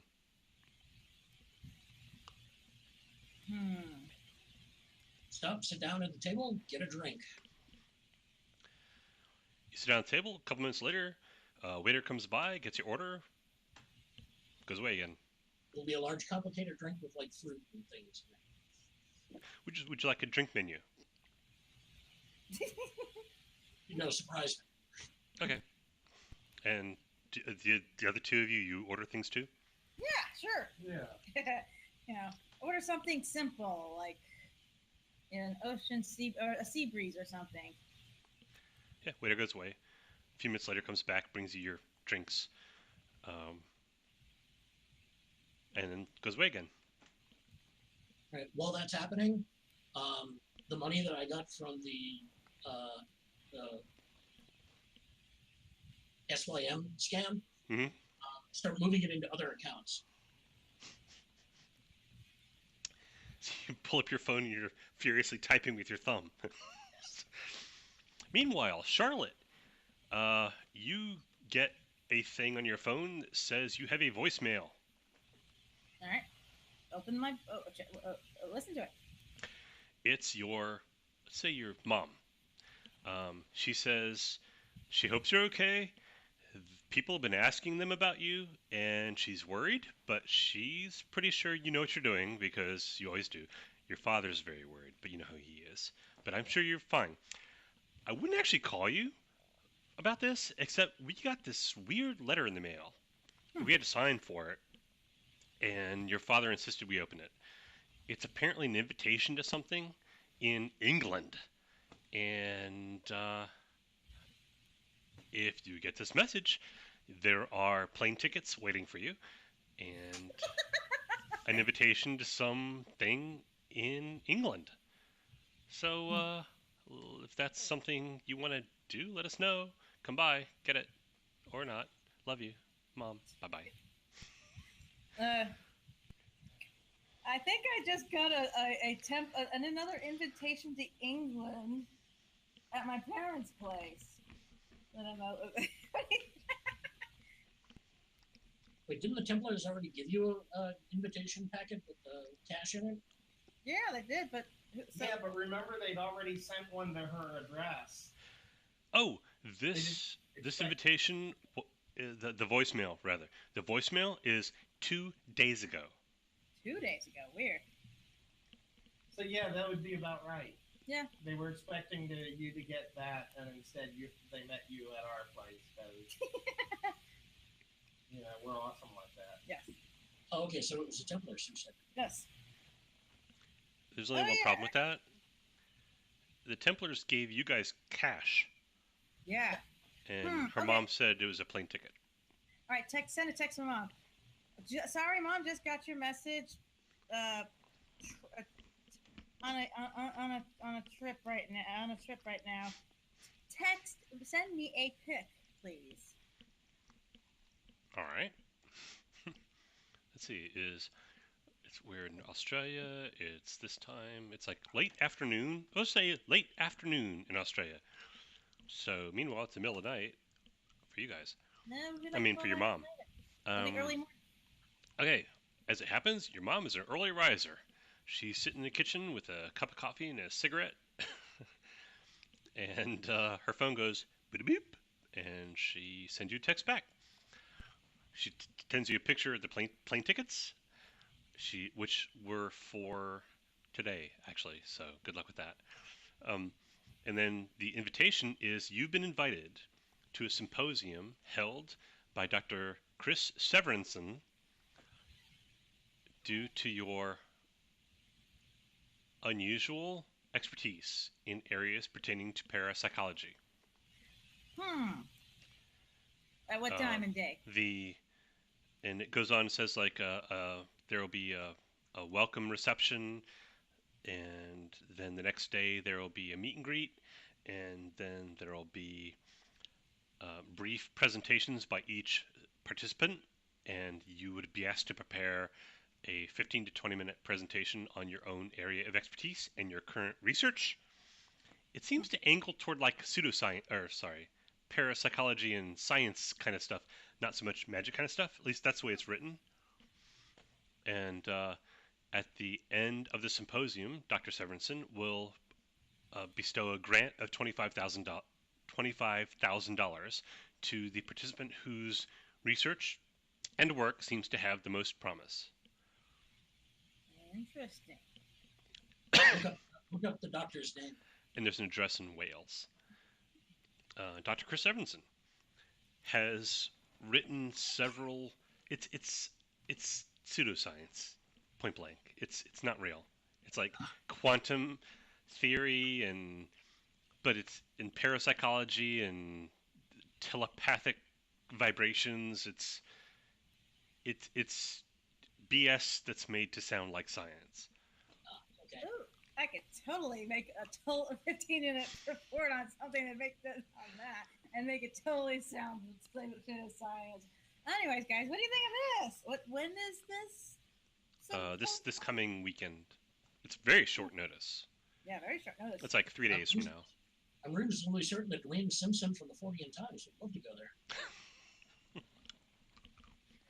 Well, you know, my bags are still back in London, so we do have to go back there anyway. Ooh, next test. Let's try to go back to England. All right, finish our drinks and see if we can find the door again. Assuming you pay your bill, right? Oh yeah, I'll overtip horrendous. I hope they don't mind English money. Crunch. Actually, If you put enough bills in front of them, they'll accept anything. They'll accept anything. I don't know if we can. Oh well, I'm sure we can make this work out. We can make time. Yes. Thank you so much. If there's anything else you need. Oh, thank you. So you go back to the exit from the hotel and go back to Agartha. Yes.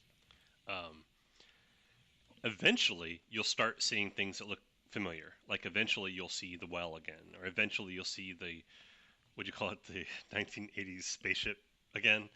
Yes, the Kill Beast buffet. The Kill Beast buffet. So there appear to be a limited number of variations on what it looks like, but there are a lot of them. So, all right.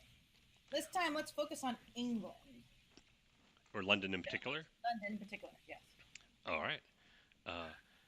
At this point, you all kind of have a vibe for it. You go into a... Wait, let me see. I'll just throw something new at you. Why not? Hang on. So busy. What a busy face. That is not what I wanted.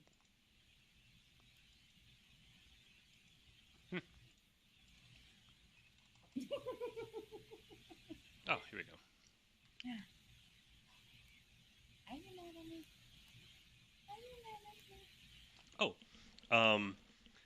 Like a tunnel through wood.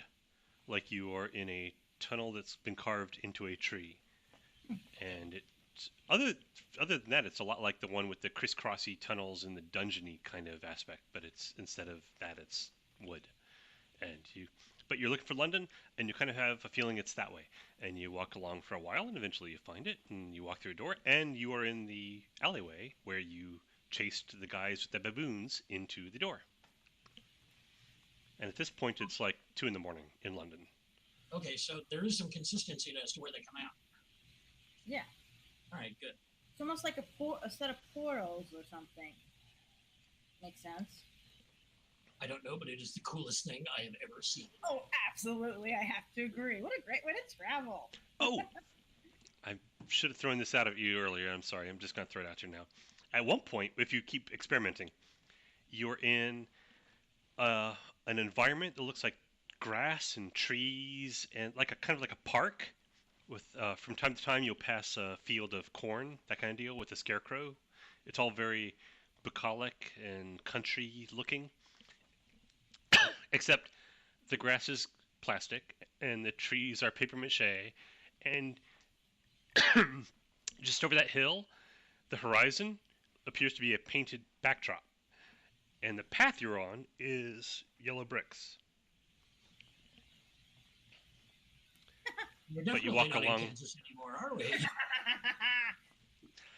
but you'll walk along for a while, and you'll find like a little small town of huts, and one of the doors in the town, you'll open it up, and it'll go to wherever you want to go. So there's that. Hey. Anyway, you're back in London.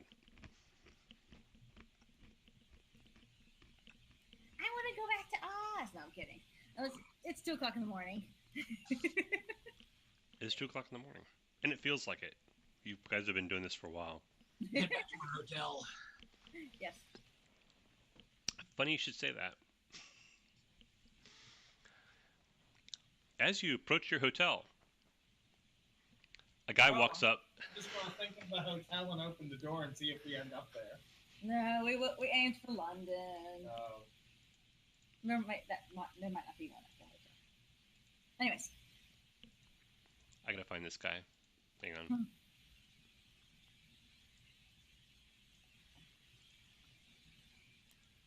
Oh, as you walk up to the hotel, this fella walks up to whoever's in front and says, he has a cigarette and he goes, pardon me, you have a light?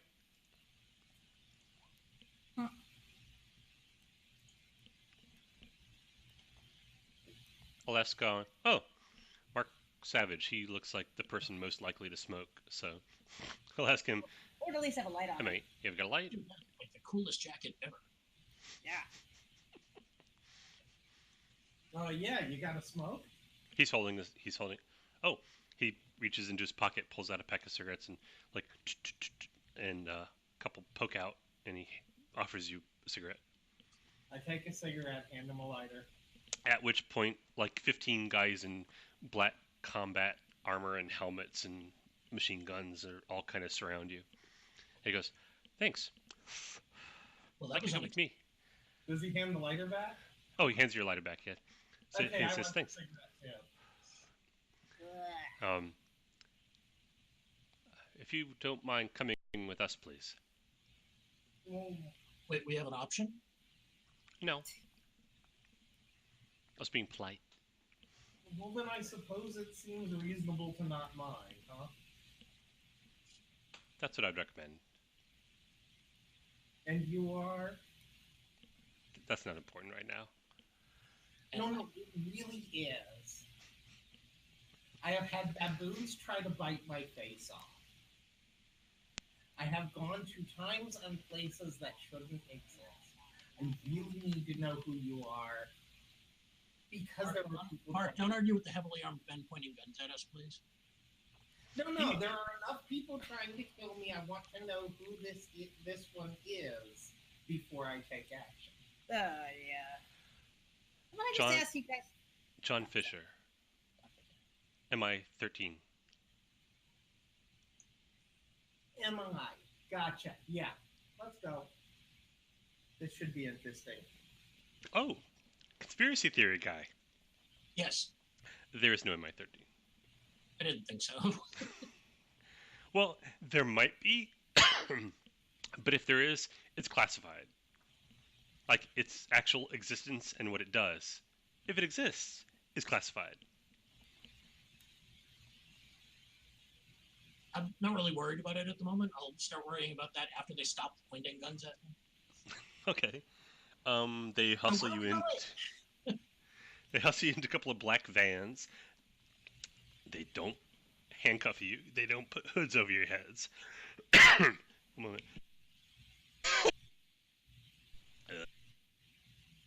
Pardon me. However, there are no windows in the van, so you're rolling along the street, just, and eventually you stop. Oh, and he's in the van with you guys. So it's you guys, and it's him. And it's like two guys with guns who don't aim them at you while the van is in motion, because that'd be stupid. Yeah. They're, yeah, they're actually competent.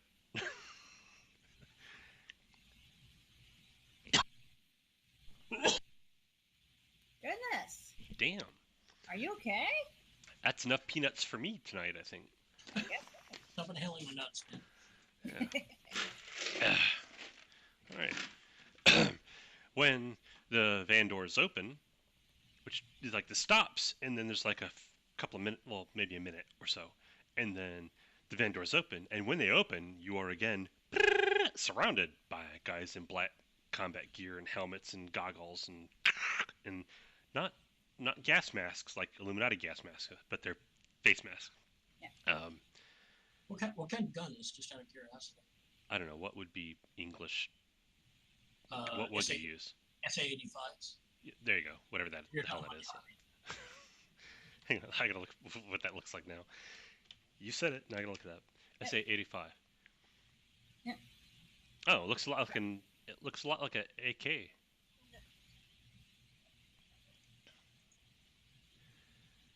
Actually, it's kind of old-fashioned looking. Woodstock. Really? That's it. That is a Marinko SA-85. Let's see. Let me see if I can find the one. Oh, I'm sorry. That's Hungarian. All right. Five. Actually, tell you what I'm gonna do. I'm gonna do There it is. what gun do English Special Forces use? Thank you, Google. If you type in SA-85 British, that'll show you what an SA-85 Oh, is. okay. SA-85 British. Fancy. The Is it a SA bullpup? Yes. Oh, crazy. All right. Oh, the 85 is the bullpup. I gotcha. Okay. Yeah, it's well, their NATO standard 5.56 assault rifle. in which case, they are all using the exact same weapons, and they look like that. Yep. Zowie. Fancy. hmm Well, okay then. I will go Uh, with the next one with the rifles. Here, hop out of the van, and thanks for the ride, gents. You Yeah. are escorted to a room. It is an interrogation room, clearly. Each of you is given a separate interrogation room. Two of you are made to wait while one of you gets asked polite questions by John Fisher, who's the guy who introduced himself. He doesn't answer any. Just cut to the chase here. He does not answer any question you ask, and no matter how annoying you are, his demeanor does not change. He'll wait for you to say whatever you got to say, because he doesn't like talking over people. It's annoying, and then he will ask you a question, and you'll either answer it or you won't. And his questions, some seem relevant, like, at so and so tonight, you entered so and so address and were there for 27 minutes, and then you left. What did you do there? And that's when you were at the Templar headquarters. Okay. And some questions he asks don't make any sense. Like, according to this, you ate dinner at a certain restaurant. Why did you pick that restaurant? At so and so, you stopped and looked at a window on such and such street. What were you looking at in the window? It's just like random, unimportant things from any normal person's point of view. But he apparently has like a list of these questions, and he asks everybody the same questions, and he'll listen to your answer. If you don't answer, he'll ask you again, politely and quietly, calmly, over and over until you answer. Anybody not answer the questions? Just curious. Oh no, I'll be brutally honest on all of them. He does not ask anything about Agartha or the Road of Yellow Bricks or whatever you want to call this otherworld portal place. doesn't know or doesn't care about that. He doesn't mention baboons. He doesn't mention chasing guys down the street with knives. He doesn't mention anything even remotely interesting. It's all very mundane stuff.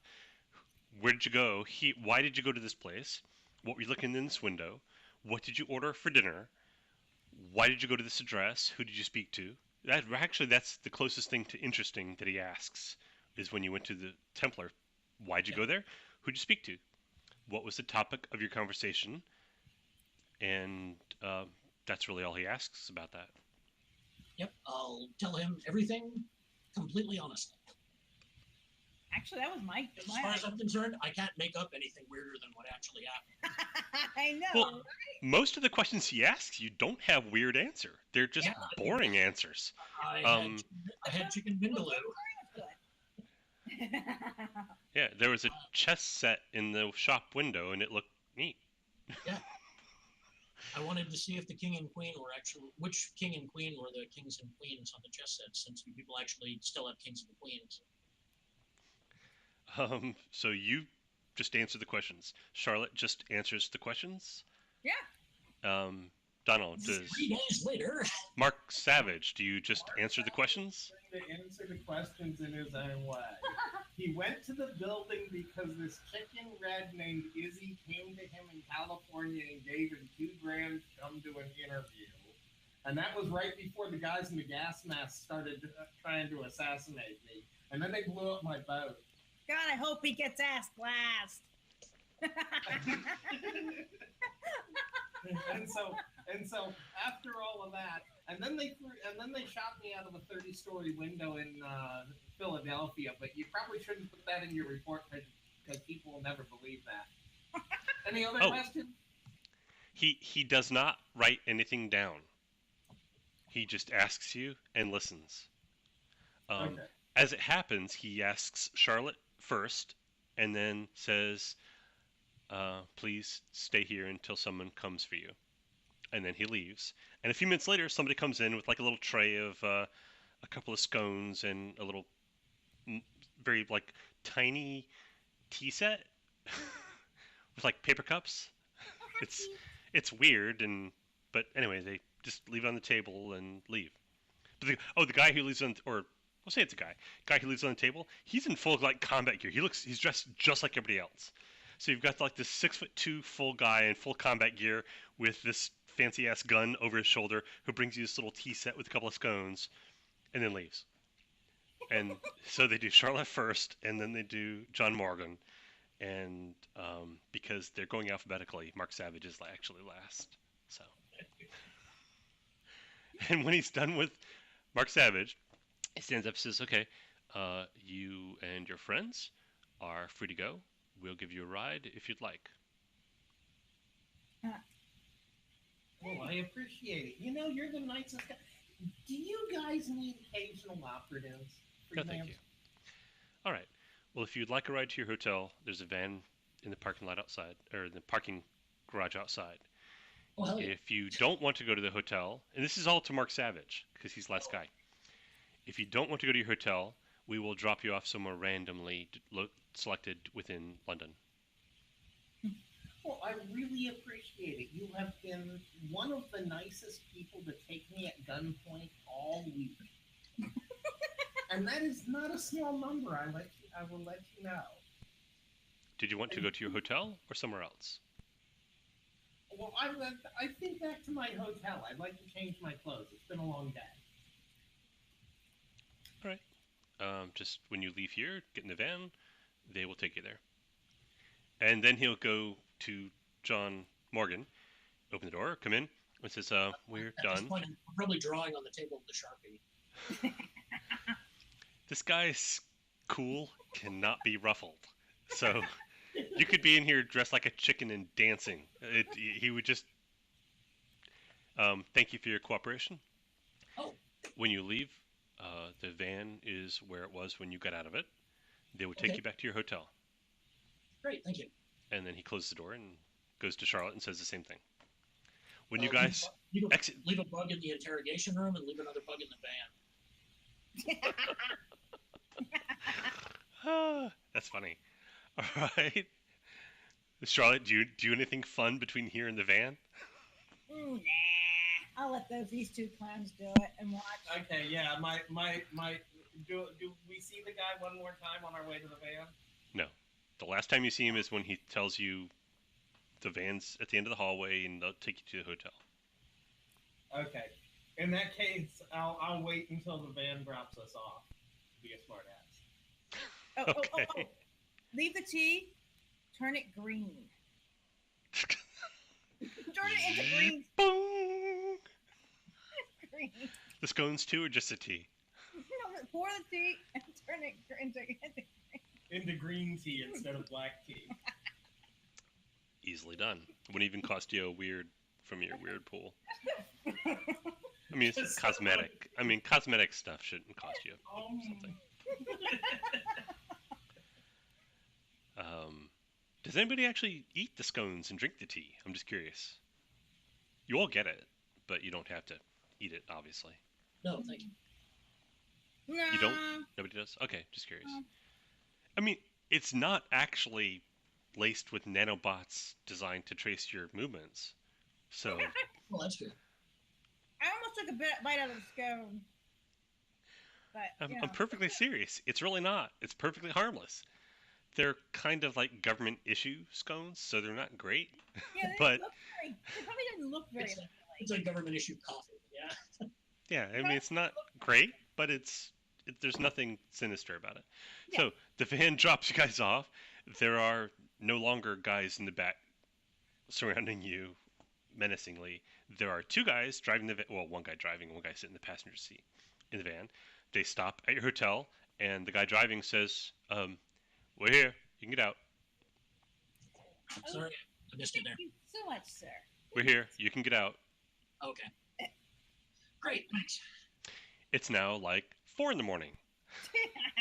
Those are these are the nicest guys to kidnap I've seen in a long time. I know. I look at him and go, guys, I really appreciate it. I'm hoping we can get. They drive way halfway through that. Work together. I pull out one of the bottles of whiskey and hand it over to him. You're standing there holding the whiskey. They're driving away. No. Like as I'm getting out of the van, I'm like, guys, it's been great. Here, that's it. Man. Okay. Wait. Hang on. Man, you are nothing if not persistent. There's two guys. Wow. All right. One guy literally rolls a 4.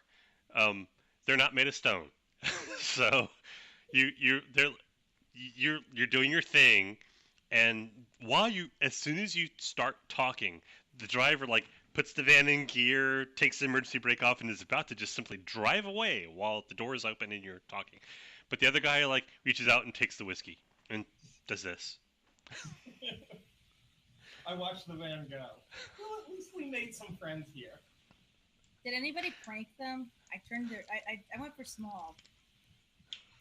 I only turned their black tea into green tea just to see if they'll notice. Their bottle of whiskey has a Korean stamp. That's pretty funny. Oh, green tea. I was thinking like green like St. Patrick's Day green. You mean green like just green tea. Yeah. That's subtle. That's actually gonna be a little bit more disturbing if somebody notices. It's like, wait, what? We have green tea? Where's the green tea? I didn't know we had green tea. Exactly. That's pretty funny. I go for subtle when I prank people. That's rubbing cool. off on Charlotte.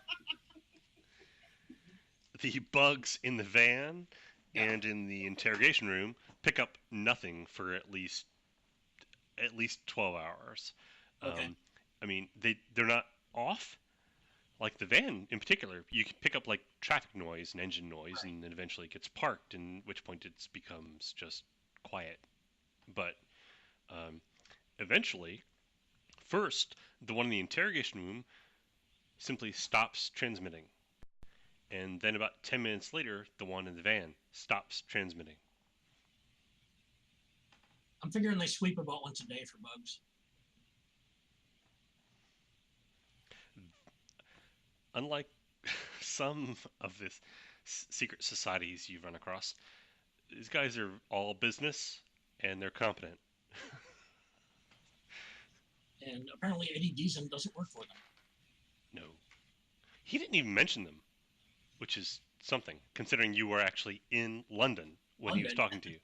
But then again, he's an American, so he may not know Europe. So Right. I think I want a rest. yeah, it is like 4 a.m. You guys have been up for like 20 hours. So you get a good night's sleep. Nobody abducts you. Oh, What do you do?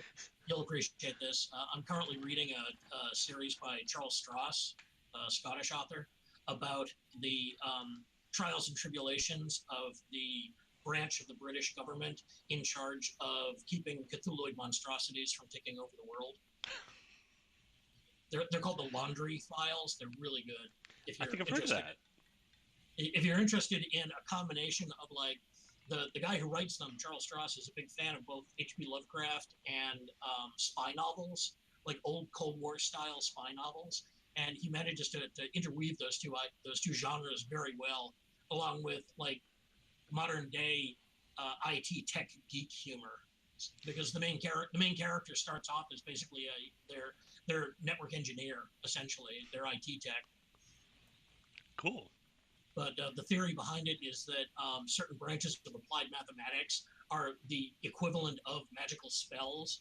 So you can perform certain non-Euclidean mathematics and cause spell-like magical effects, including summoning, tentacular monstrosities that can eat your brain. So they're fun. Actually, that's an ancient that goes even way back before Alexander's. That's actually an ancient theory going back to the days of Alexander and the Ptolemean. Oh yeah, he interweaves a lot of like older ideas into it, but they make for good reading anyway. I'm on this 6th one now.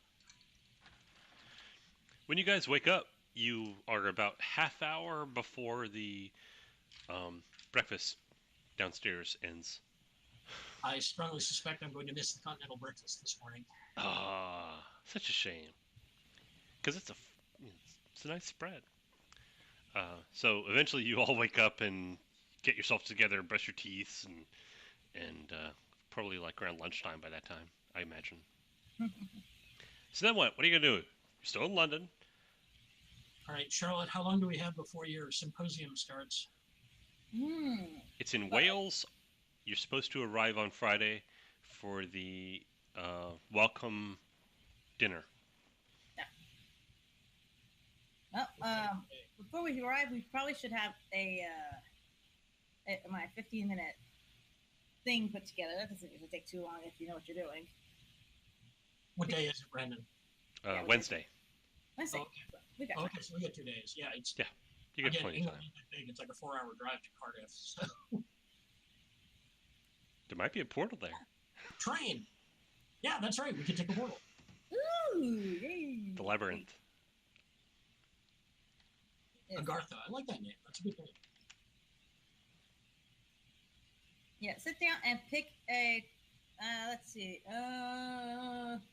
like teleportation or something. Oh, no, not teleportation. I only know something about that, I'm sure. Something I know something about and just like totally turn it on its head and turn it into total psychoscience. It's like, I'll start throwing out completely conspiracy-related suggestions. Ooh, thank you. How the CIA is using occult practices to modify everybody's sperm count in the United States, or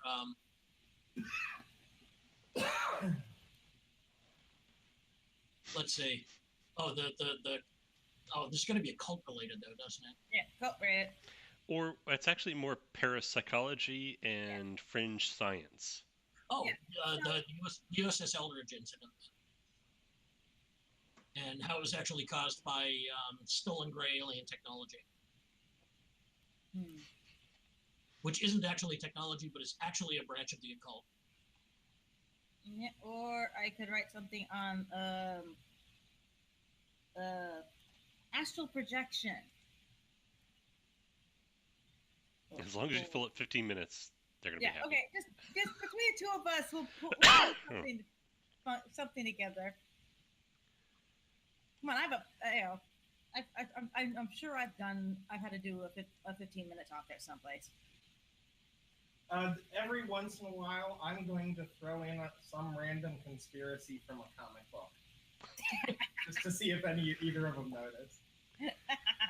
Well, what if AIM worked with Fin Fang Foom to?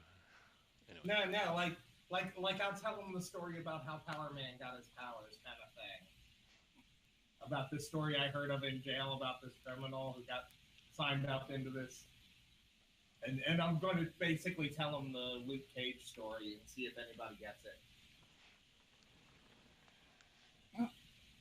I don't know.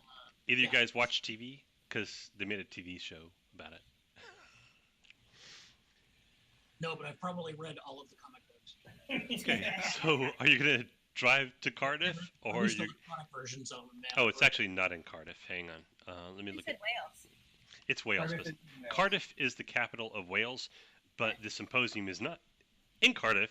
It's at Dr. Severinson's estate, which is in the boonies, like up in the mountains or something. Even if we were to use the well, in slow, we still would need vehicular transportation.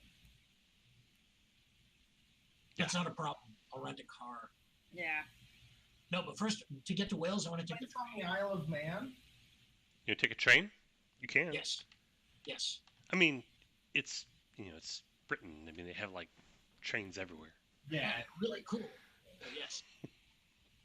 Okay. Yes, I will tell everybody that we're taking a train. Don't worry, I'll pay. All right. As it happens, so you're not going to Cardiff, so we'll just skip past that. The estate of Dr. Severinson is at the far northwest corner of Wales, near a place called, I cannot pronounce this. Nobody can except the Welsh. L-L-A-N. Oh, I gotta type this because this is just too funny. Bring up the L-L-A-N. Ferry, N-G-H-O-R-N-W-Y.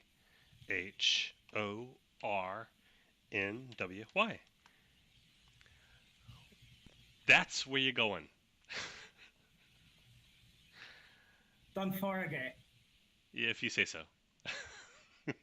That's the best I can do. My Welsh is not that great. It looks like Dunfaragate to me. Land Ferry Horny Y. Land Ferry Horny Y. I don't know. That could say prussic acid for all you know. I've got no idea. So that's where you're going. Letters, ignore what you think the letters should sound like because they're wrong in Welsh. The Gaelic and the Welsh both played the same dirty joke on the English when the English asked them to start spelling things. And they just made up the stupidest crap. And the damn Brits believed them and wrote it down in their little book and made it official. Okay. It's because the Gaelics and the Welsh both use alphabets based on trees rather than letters. Okay.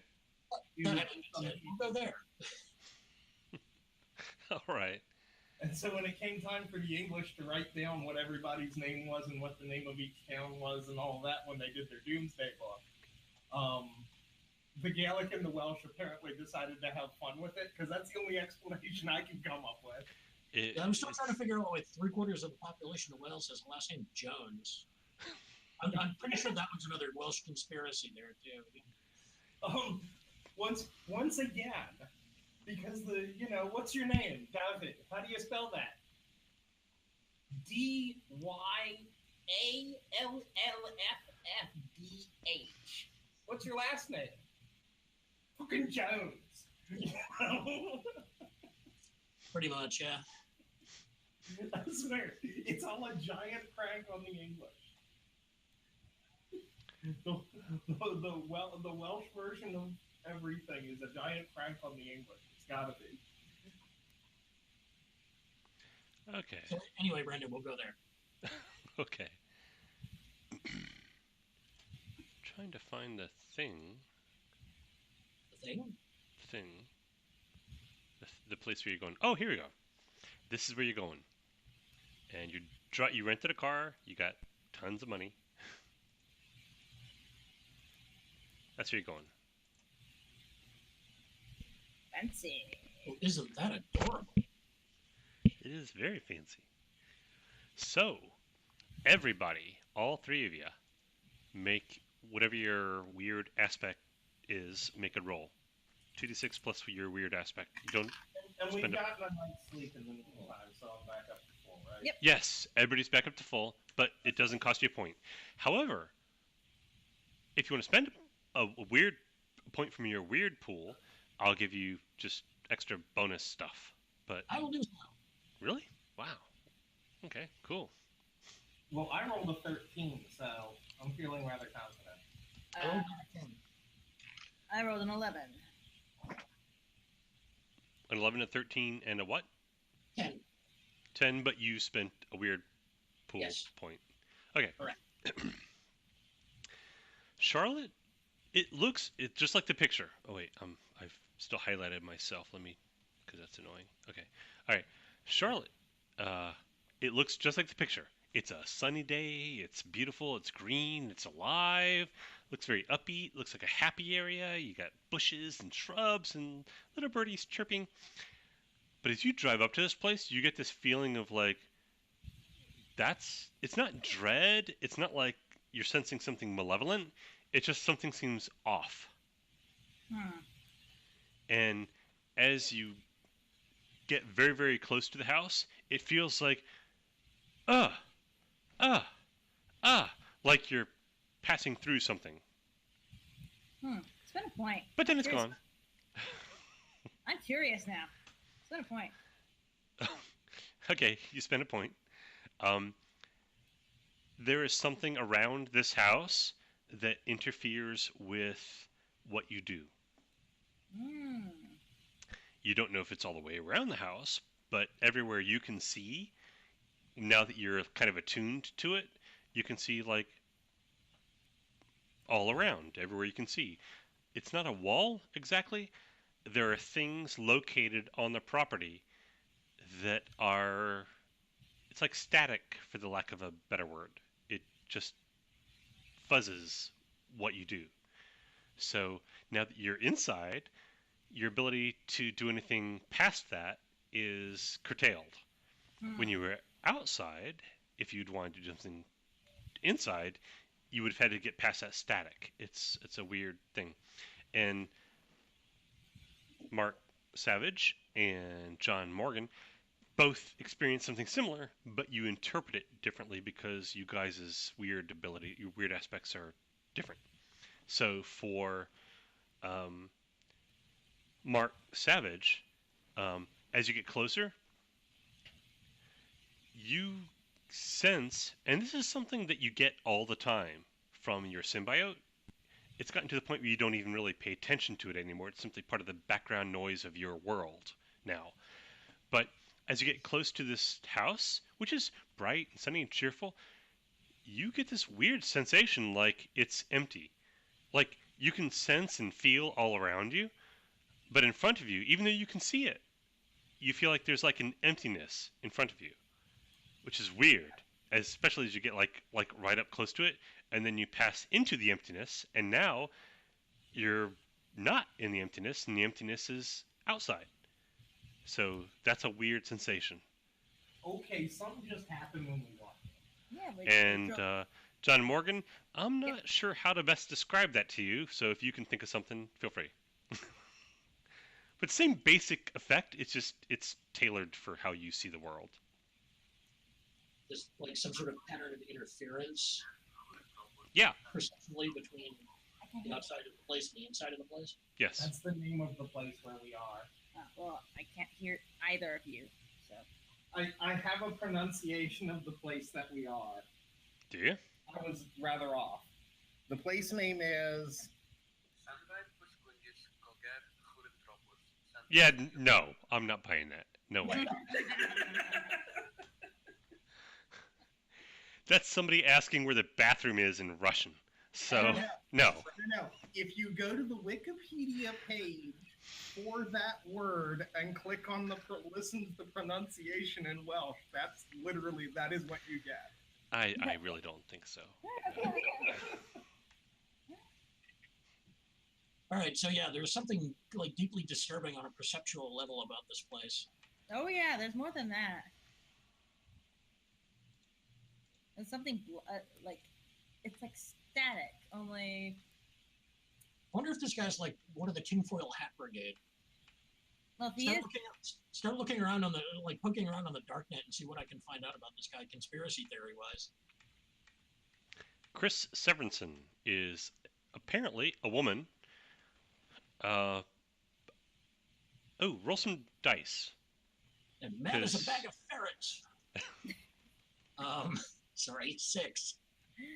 Plus Total? conspiracy theory B8. Okay. You get basic stuff. Apparently, Dr. Chris Severinsen, got her doctorate at Oxford in parapsychology, and has since apparently is extremely wealthy, although the source of that wealth is currently unknown. Hosts a symposium once a year at her estate in Wales, and after which she awards $25,000 in grant money to whoever impresses her, essentially, and on the condition that they keep her updated with their research from that point forward. Okay. Oh, here's a picture of Dr. Chris Severinsen. Hang on a second, I'll give it to you. Well, that's it.